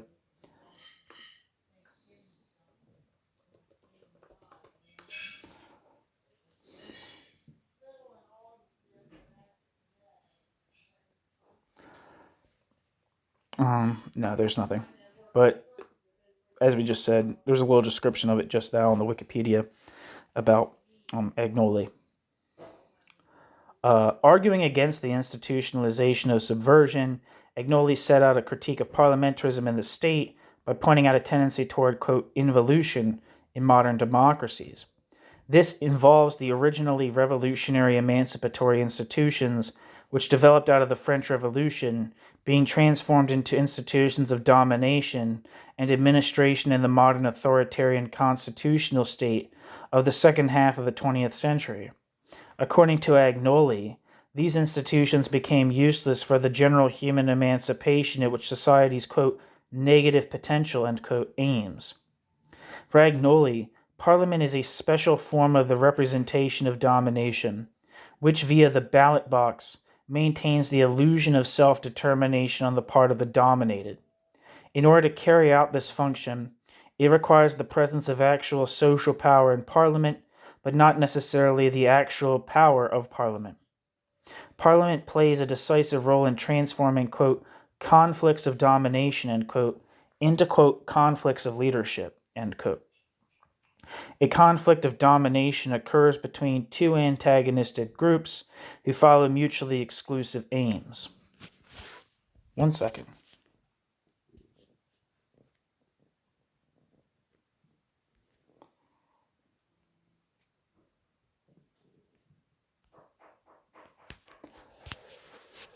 Sorry. Here Agnoli primarily has in mind the conflict between labor and capital, which he regarded, following a very traditional Marxist understanding of Marx, as embodying a contradiction that points beyond the existing system. A leadership conflict, by contrast, is the competition between leading elites conducted in a system-immanent way, an essential element in the transformation of democracy into an authoritarian constitutional state. According to Agnoli, is the transformation of the conflict of rule emanating from the contradiction between labor and capital into a conflict of leadership, the content of which is mere competition over the best way to supervise the contradiction between capital and labor. Using the example of the, quote, anti-institution, end quote, of the Roman tribune of the plebs, Agnoli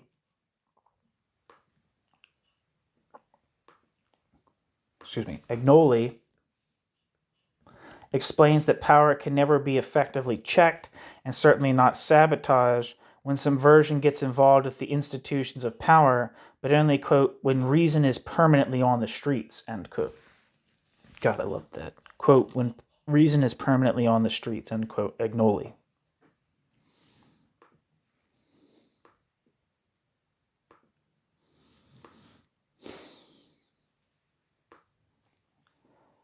One moment.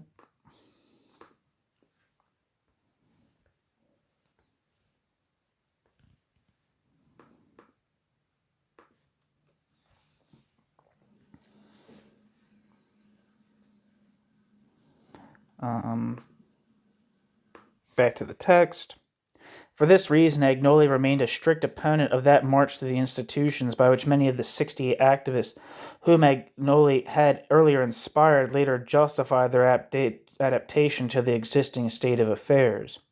Agnoli knew that, as a rule, institutions are stronger than the people who enter those institutions. Quote, the state is a palace one can enter, but which has no rear exit, end quote. As a consequence of this critique and against the background of a narrow concept of politics, Agnoli was not concerned, as are many today who discuss globalization and the loss of the regulatory capacity of the state that globalization has supposedly caused, with rescuing politics or defending the political sphere against the economic sphere, but instead simply with abolishing politics, and thus a society necessarily constituted and reproduced by the state. Agnoli conceived politics as status per se, Against the mainstream of the left in the 1970s and 1980s, Agnoli did not call for a, quote, general politicization, end quote, but demanded the liberation of the private from the political, in the sense of pushing back against the statification of society to achieve the liberation of society from political domination. Against the bourgeois equation of politics with the public sphere, Agnoli held on to Marx's conception of communism, quote, a public sphere without political character, that is to say, a public sphere without structures of domination, end quote, Agnoli, which means a, quote, society of the free and equal, end quote. Agnoli.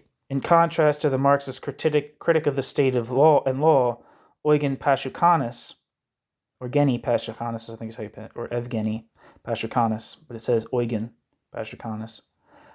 Agnoli was not primarily concerned with the various forms of the state and their institution, but rather with the, quote, state form, end quote, which in the various epochs of the capitalist mode of production has always been necessary to bestow an organizing authority, admittedly diverse in appearance, mediation, and organization, on contradictory economic and social relations.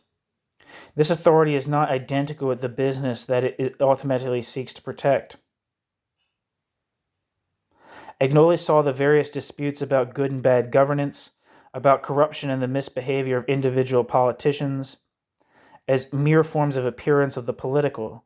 By contrast, Agnoli saw the essence of politics as consisting in the fact that it is a, quote, system of conquering, maintaining, and exercising power, end quote. A, quote, institutional, partially constitutional form of statehood into which social and economic rule is translated, end quote.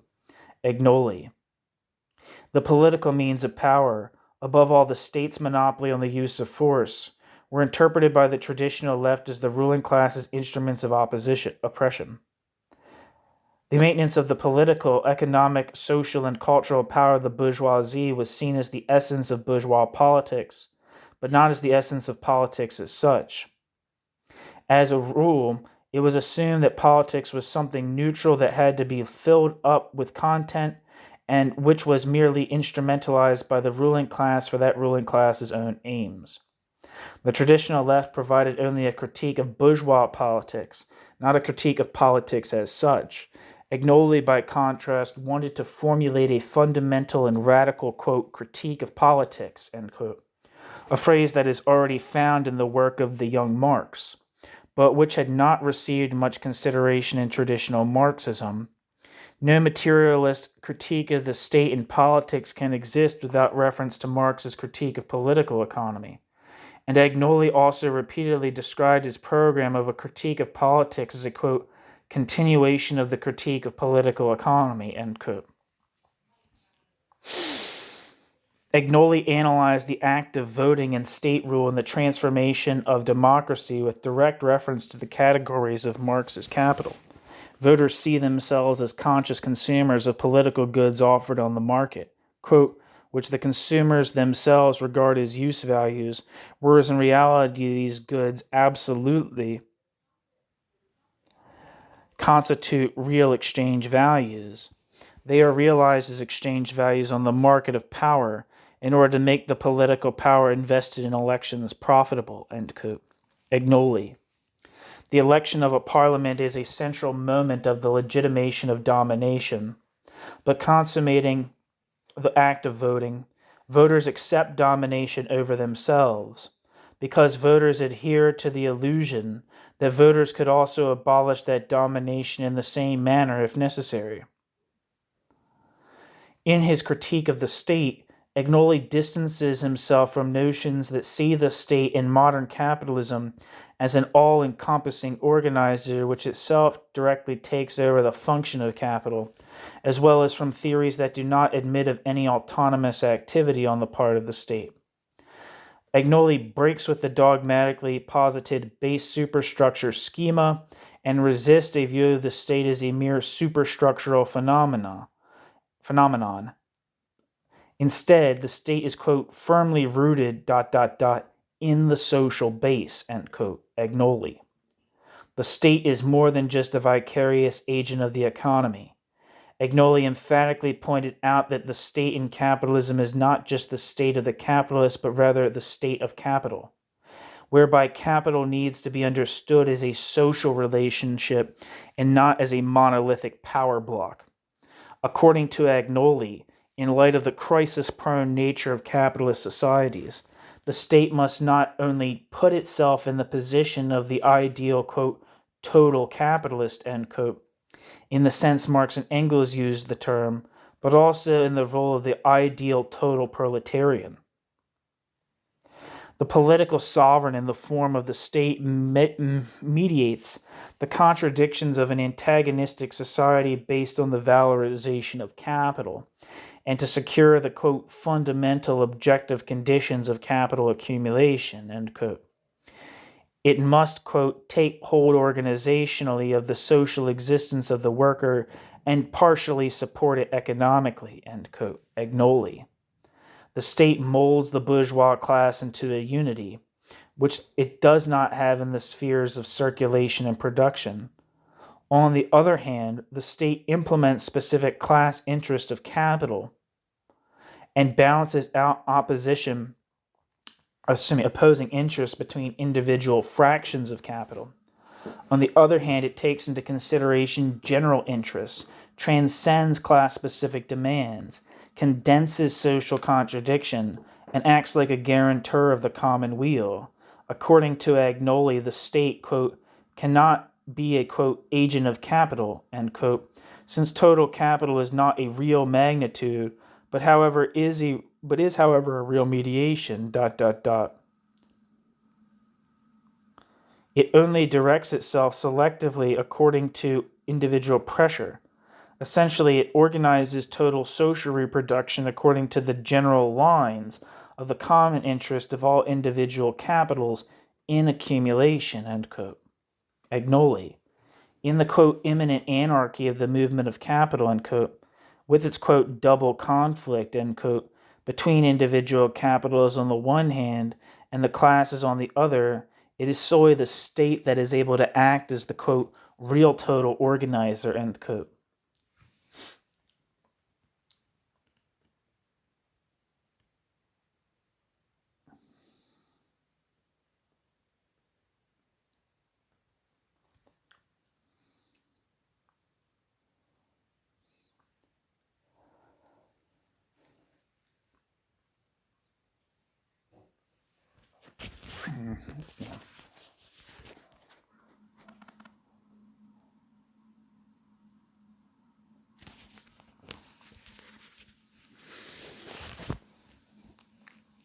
Sorry about that. Agnoli points to a close connection between theoretical assessments of the state and political orientation. Viewing the state as a purely superstructural phenomenon already involves, as Agnoli elaborates, using the example of the Italian Communist Party, the danger of a reformist orientation, which aims at mere participation in domination rather than domination's overcoming. In the concept of a transitional society organized by the state, which is still propagated today by many party-oriented Marxists, Agnoli recognizes a problem, quote, that ... precisely the state which is supposed to ensure the transition begins to wither away from the very start, end quote. Agnoli. Here, Agnoli makes a distinction between a, quote, fundamental opposition, end quote, and a, quote, integrated opposition, end quote. The integrated opposition, which would like to participate constructively in shaping the existing system, evolves in almost every case out of the fundamental opposition. However, not only the integrated opposition, but also the fundamental opposition tends to accept the given rules of society. It hopes that by accepting these rules, it will have a chance to make its own radical critique more widely known and more convincing.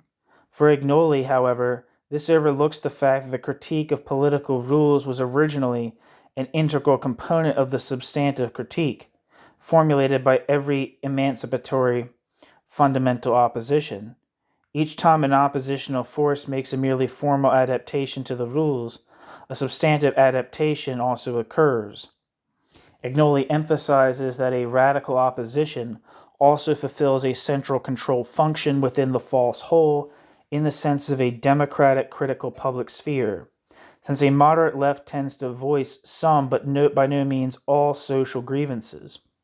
Agnoli emphasizes that, quote, only a fundamental opposition is interested in relentlessly overcoming all political and social grievances. The constitutional opposition will always remain within a tight framework. Grievances are only uncovered if those grievances are advantageous to a change in government or influence the periodic distribution of mandates, end quote. Agnoli. Against reformist conceptions of politics, Agnoli points out the structural impossibility of a system transformational reform. The material foundation of politics is the success of capital, producing under the aegis of a particular state. The economic condition of a state's existence is its maintenance of the production of surplus value. The state must guarantee and improve as much as possible the conditions of successful accumulation of capital. By taxing both the surplus value produced and wages, the state secures the state's own material foundation and thus maintains the possibility of politics. The structural problem for emancipatory politics consists in the fact that the state, as soon as the state's political measures attain a quantity and quality that allow them to be understood as a contribution to general emancipation and not just as a different distribution of misery, tends to deprive itself of its own material basis. Emancipatory politics limits the possibilities for capital accumulation. The amount of surplus value shrinks, and conservative politicians and business leaders are correct, despite all their ideological and strategic rigmarole.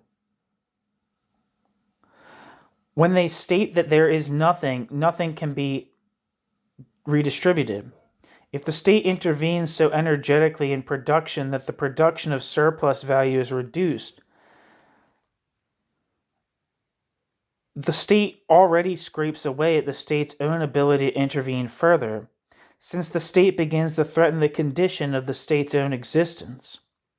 Agnoli thus points out the, quote, logical dilemma of all, quote, progressive regulation, end quote, of capitalism, no politics without valorization, and vice versa, end quote.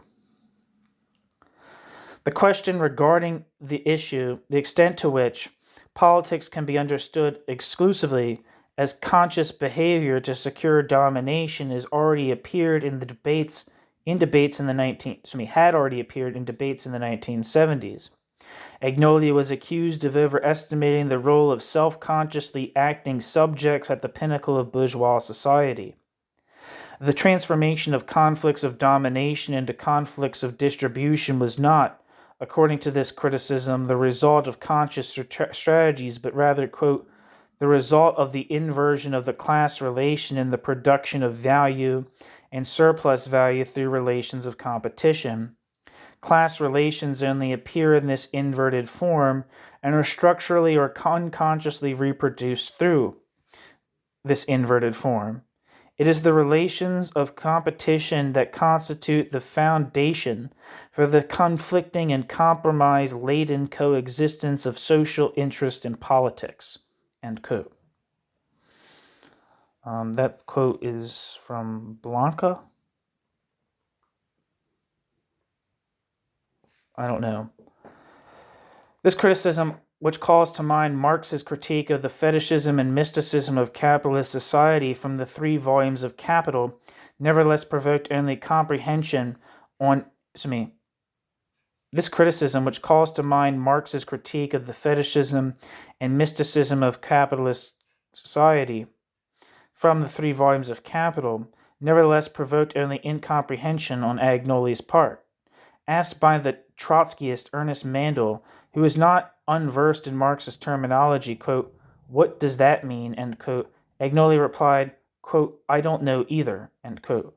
Despite this, Agnoli himself raised the issue of the contradiction between conscious political action aimed at implementing the interest of capital in the state on the one hand, and the blind operation of the law of value through activity rooted in fetishistic consciousness on the other. Agnoli was concerned with the connection between the apparent naturalness of capitalist society, the permanent possibility of crises, and the state's efforts at planning which necessarily arise from this, which Agnoli summarized as, quote, the political synthesis of social coercion, end quote. The laws of value Marx had in mind, quote, are nowhere transformed into a mystical demiurge with total power, end quote. And it is therefore possible that it is suspended quite consciously by, for example, monopoly power. Because of this, the state is compelled to act as the concentrated power of the law of value to secure its legitimacy. The apparent contradiction between conscious action and the blind action of the law of value dissolves once the economic character of society's commodity form, and the subjective will to political power are conceived as mutually dependent but distinct spheres. Shifts in political power as well as the control and regulation of social relationships are by no means blind processes. They result from conscious strategies on the part of individual power groups. Nevertheless, one can also speak here of, quote, subjectless domination, end quote. The existence of fetishized consciousness is, quote, total, in the sense that it is not consciously placed in the world by any class or social grouping. Rather, it tends to confine all subjects who live in developed commodity-producing and exchanging societies in a false reflection of social reality, which at the same time is a correct reflection, since it accords with those subjects' everyday necessities. Unawareness of the internal laws of movement of capitalist society, quote, they do this without being aware of it, end quote, and conscious political action for the maintenance of capital accumulation and its political framework exists simultaneously. Quote, in this way, it is possible to speak of a link between the blind law of value and the deliberate political choices and decision-making of ruling groups, end quote. Agnoli. Nevertheless, the charge cannot be denied that despite all his anti-authoritarian anti-dogmatism and Agnoli's critique, formulated early on, of Marxism-Leninism as the legitimating ideology of Stalinism, Agnoli has carried some traditional Marxist baggage along with him. Peter Klein has pointed out shortcomings in Agnoli's theory, and through Klein's tone, although Klein's tone is sometimes ungenerous, even acrimonious, Klein's criticisms are in some respects quite justified.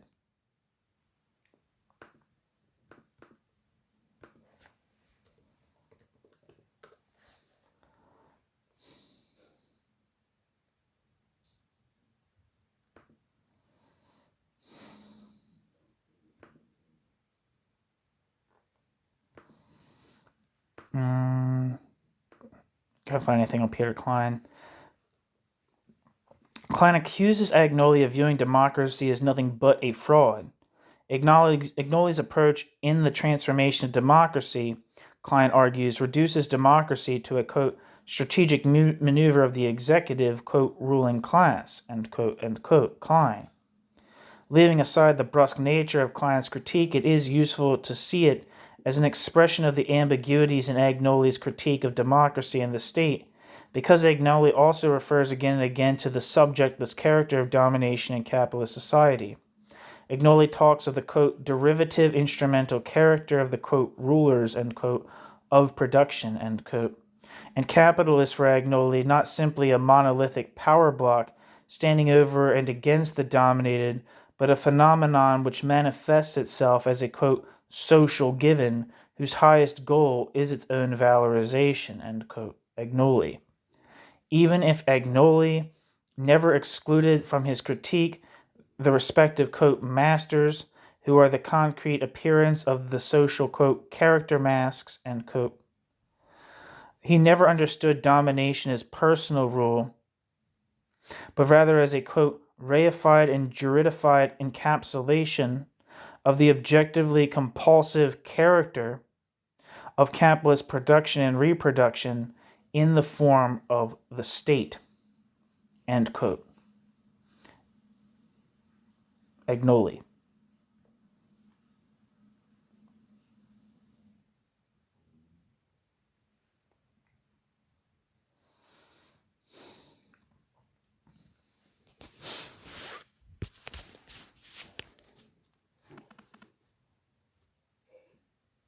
One moment.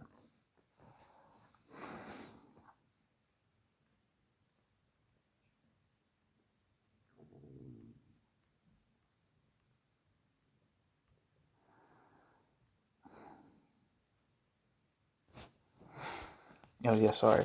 Yeah. Gotta take a break. New section. Fascism, post-fascism, and post-Nazism.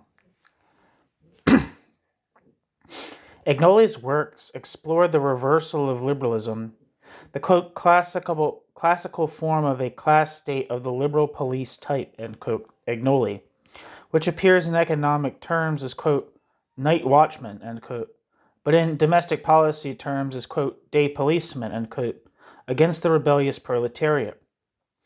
Into fascism, a development whose beginning Agnoli dates to the age of classical imperialism at the end of the 19th century, referring to Alfred Sohn-Ratel's analysis of the class structure under German National Socialism. Agnoli conceives fascism as a political rearguard action that resorts to absolute as opposed to relative surplus value production in the face of manifest difficulties of capital valorization and the collapse of the world market. The fascist, quote, war of plunder and conquest, end quote, is a, quote, necessary element of solving the crisis, end quote, Agnoli. Whereas in a bourgeois constitutional state, political violence is directed against the revolutionary workers' movement, in a fascist state it is directed even against the reformist workers' movement, which Agnoli describes as the, quote, differentia specifica of the fascist form of bourgeois domination, end quote, and which simultaneously recalls the, quote, common denominator of all bourgeois forms of rule, end quote, Agnoli. According to Agnoli, Italian fascism was much more significant for the development of post-war bourgeois capitalist societies than was German National Socialism, whose mania for annihilation Agnoli saw falling outside of capitalist logic. The, quote, destruction of labor power is not part of this logic, even if German capital has been its beneficiary, end quote, Agnoli. In contrast to National Socialism, Italian fascism did not have an ideology of Volksgemeinschaft. It was instead characterized by, quote, an ideology of the neutralization of class relations. Class conditions were recognized as real, but class conditions were to be institutionalized, which was not the case in Germany, because there the class structure was simply denied and subsumed by the Volksgemeinschaft. It was not by chance that trade unions were banned in Germany. In Italy, on the other hand, they existed, albeit in fascist disguise. Corporatism ... meant an attempt to neutralize the class structure by incorporating the exponents of these classes into joint institutions under the aegis of the state, end quote. Agnoli. Fascism was, quote, not a dictatorship in the usual sense of the word, end quote, in that fascism, quote, tried to establish a general consensus beyond social conflicts, end quote. Agnoli. Here, however, Agnoli seems to give too much emphasis to an apparent manipulation of the so-called ruled by the apparently self-conscious rulers. While Agnoli's writings on the theory of fascism never made unqualified reference to a merely, quote, merely, quote, incited, end quote, working class, people or masses, as is typical on the nationalist left, Agnoli nevertheless talks primarily, even when discussing anti-Semitism, of, quote, techniques of domination, end quote. This bears similarities to certain problematic formulations in Adorno and Horkheimer's dialectic of enlightenment. Adorno and Horkheimer alleged that the anti-Semitism's, quote, high commissioners, end quote, who knew what was really at stake did not hate Jews. Similarly to Agnoli, Adorno and Horkheimer argue that anti-Semitism serves domination by means of distraction and corruption of character. While the ruling elite talked about anti-Semitism, the ruled would put it into practice. Agnoli admits, however, that Agnoli is unable to comprehend the Shoah, quote, by means of any categories rational, Marxist, or otherwise, end quote.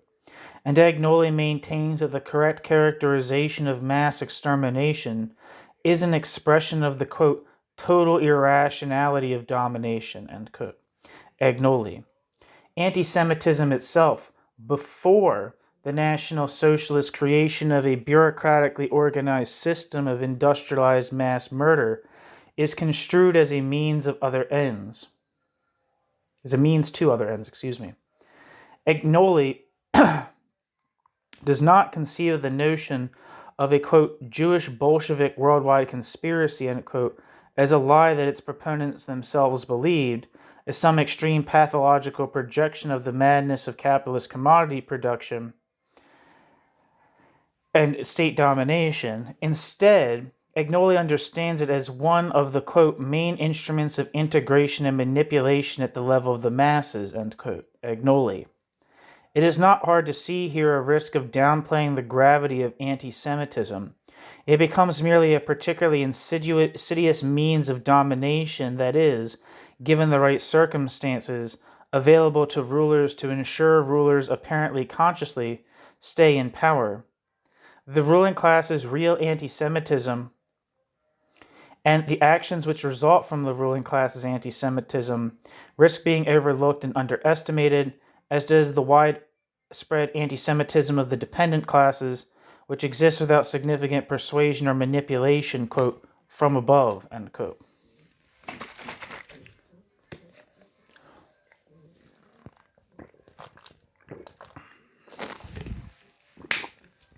Excuse me. Agnoli has repeatedly emphasized the fact that in the European post-war states, we are by no means dealing with societies that have emerged ex nihilo, but with post-fascist societies, which have taken up numerous components of fascism, for instance, corporatism, in modified form. Fascism should not be reduced to, quote, the formalized barbarism of, quote, totalitarian rule, end quote, end quote. In particular, not to the National Socialist practice of extermination. Otherwise, it would no longer be possible to analyze the extent to which the fascist corporatist model of state integration of labor and capital was partially taken up in the corporatist models of post-war societies.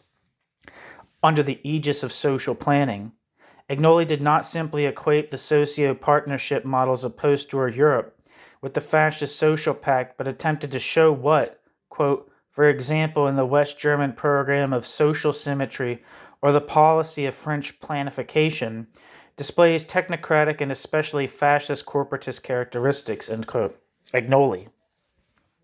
The specific manifestations of the post-fascist social pact, the institutional organization of the contradiction between capital and labor in most European post-war societies that followed the experience of fascism, did not, quote, emerge naturally from the laws of the market, end quote, but rather involved, quote, the attempt to put those market laws back on the right tracks, conscious intervention in the relationship between labor and capital in order to restore its, quote, natural character, end quote, parenthesis, capitalistically understood, end parenthesis, and to regulate the labor market in a way conducive to renewed accumulation, end quote.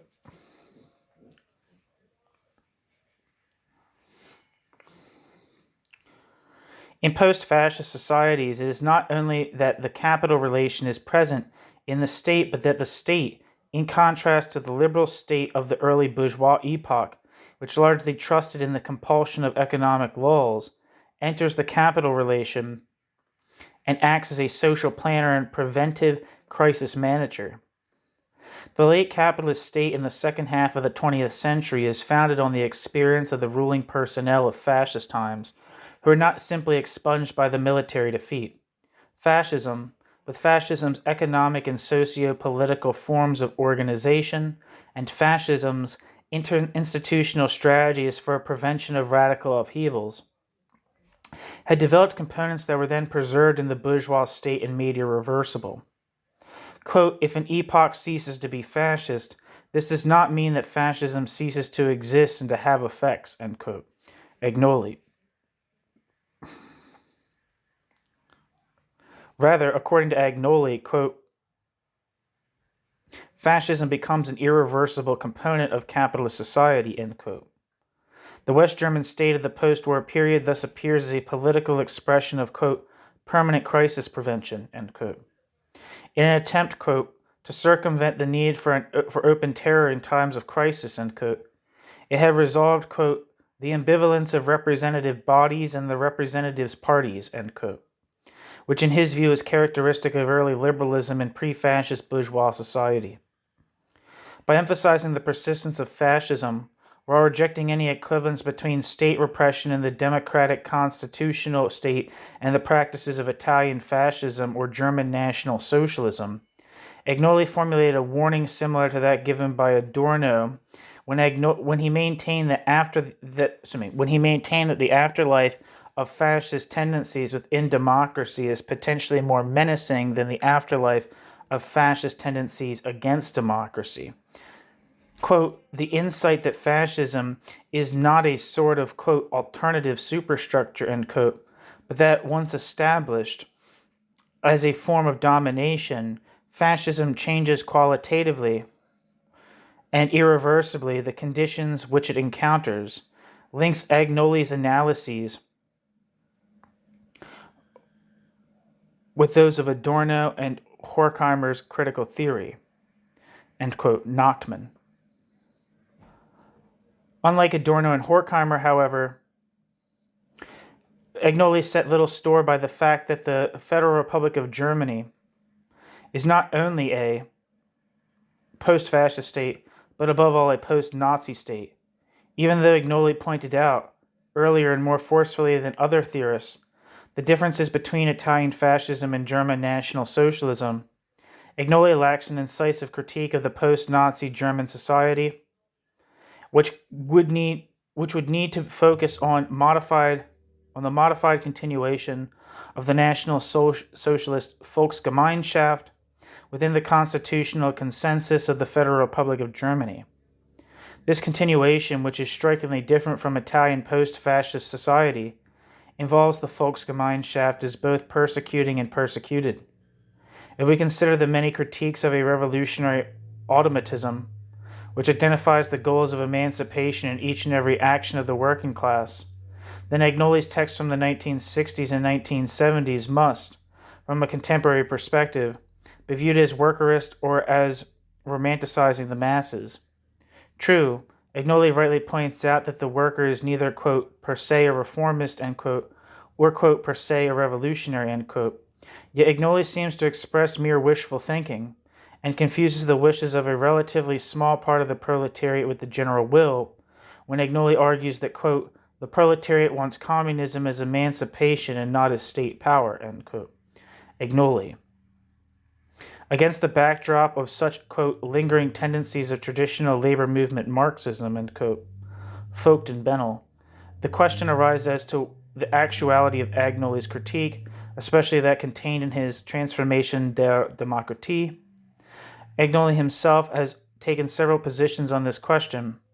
On the one hand, Agnoli has pointed out that his critique is to be understood as a fundamental critique such that its enduring validity would have to be measured against the basic structure of society and the state. In Western societies, the mode of production, social structure, and political form, which Agnoli called, quote, the three basic elements grounding the critical analysis in Transformation der Demokratie, end quote, remain essentially unchanged, even 20 years after the appearance of his magnum opus. For this reason, Agnoli surmised that his critique has lost none of its validity. On the other hand, Agnoli refers to political developments such as the integration of and de-radicalization of the German Green Party during the 1980s, which, quote, despite all accusations and counter-arguments, verifies the theory of involution. Agnoli. Similarly, it could be argued that the integration of the German Left Party Die Linke that has occurred since 1990, and the transformation of Western democratic societies into, quote, tougher forms, end quote, of political constitution remains highly topical, especially in the light of the 21st century crisis of accumulation that is not only economic but structural. According to Agnoli, fascism and the liberal rule of law aim at the same goal, maintaining the conditions for accumulation in capitalist society. The method in each case is repressive, but the means are terrorist in the former and constitutional in the latter. Only, quote, special circumstances, end quote, force civil society, quote, on the road to terror, end quote. Both roads always remain open for bourgeois society. Quote, capitalism doesn't want fascism. Capitalism only wants to secure profit, end quote. The question, quote, which political form does capital need, end quote, must be answered anew. At the beginning of the 21st century, Agnoli assumed that a, quote, much tougher political form, end quote, would be necessary to, quote, reproduce global capital, end quote. Not least to maintain the, quote, privileges of the metropolises, against the rest of the world, which indeed belongs to the world market, but lies completely outside of prosperity and of every capitalist blessing, end quote. Agnoli.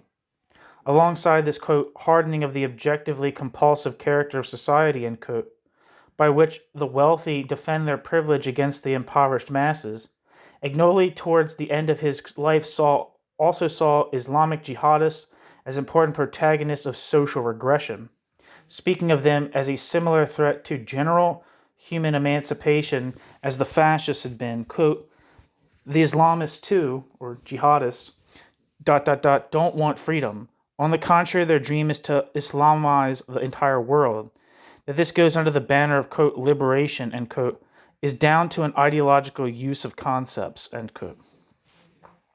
The debates over nation and nationalism, anti-Semitism, and resentment fueled capitalism critique, which have been conducted especially on the left in the German-speaking world since the early 1990s, and which should play a decisive role in a discussion of future, quote, tougher forms, end quote, of socialization, have nonetheless received barely any impetus from Agnoli's text. This is precisely due to the fact that the average nationalistic and commodified monadic individual who feels permanently deceived and outsmarted has a diffuse hatred of those, quote, at the top, end quote, and at worst fantasize about secret powers in the background who are to blame for their misery. These are not the object of Agnoli's critique, but, on the contrary, serve as proof of the fundamental capacity of the dependent masses for resistance.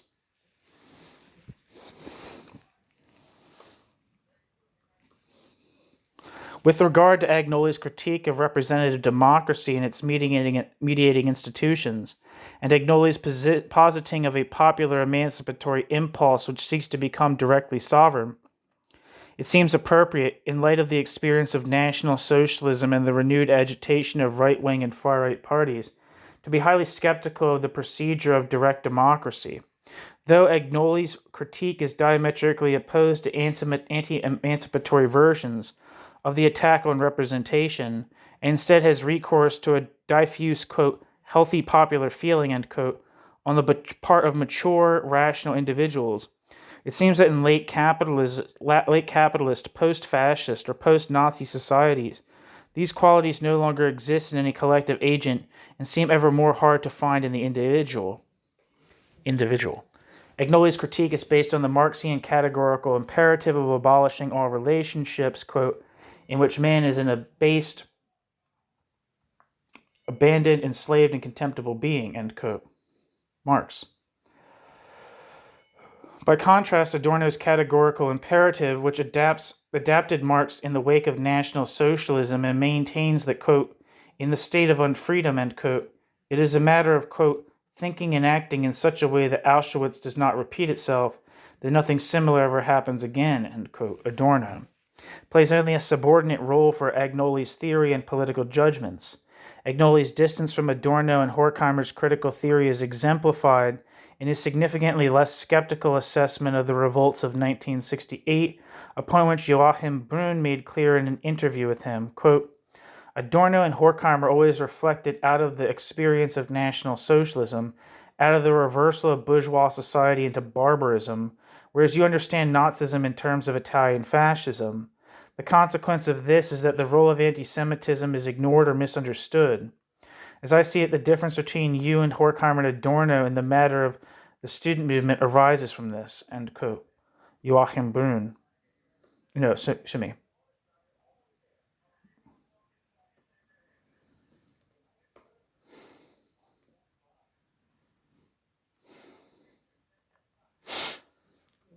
New section, quote, basso continuo of irony, end quote.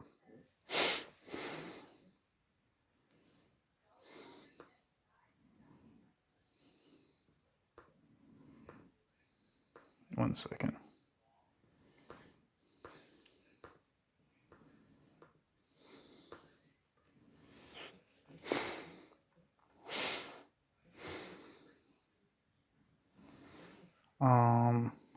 Wikipedia says basso continuo, parts almost universal in the Baroque era of 1600 to 1750, provided the harmonic structure of the music by supplying a bass line and a chord progression. This phrase is often shortened to continuo, and the instrumentalists playing the continuo part are called the continuo group. Back to the text. Johannes Agnoli, quote, Marxist, anarchist, and communist in one, end quote, NAR 2003, never submitted to any dogma, preferring to take on, quote, the power of doubt, end quote. Agnoli led a, quote, non-ascetic life, end quote, a life that, quote, fell between the cracks, end quote. With Agnoli's heretical form of critique, Agnoli espoused, always with a wink in his eye, a, quote, Marxist Angolism, end quote, aiming to reverse the historical divide between communist and anarchist ideas, and to show Marx was a, quote, better anarchist than he himself knew. At the same time, he declared that, quote, if Marxism Agnolism ever became the political program of any group, end quote, he would promptly, quote, quit his own theory, end quote. Agnoli's critique of the authoritarianism of the constitutional state, Agnoli's reflections on the need for fundamental opposition despite the integrating power of the existing order, on the continuing hold of fascist ideology and fascist techniques of domination, and on the state as a social planner, as discussed in the volume Der Staat des Kapitals, and in his writings on this theory of fascism and his characterization of the post-Nazi party political landscape of West Germany as a, quote, pluralist version of a one-party state, end quote, along with his predictions of a future hardening of the political form, have lost none of their topicality. After the criticism of his romanticizing of the, quote, dominated, after all the criticism of his romanticizing of the, quote, dominated, end quote, his sometimes traditionally Marxist interpretation of the critique of political economy, of the functionalist concept of anti-Semitism and his theory of fascism, and of his praxis fetishizing objections to the work of Adorno and Max Horkheimer, one cannot deny the simultaneously serious and charming critical theory of his, quote, of this, quote, partisan professor, end quote, who refused to bow to false authorities even in the face of state-idealizing conformism of large parts of today's left, and who, finally, offered a welcome antidote to their humorlessness. Quote, the melody which should make petrified social relations dance requires the basso continuo of irony, end quote. Agnoli. That is the end of the piece. Thank you so much for listening. I know that it was a bit of a long one. I appreciate it.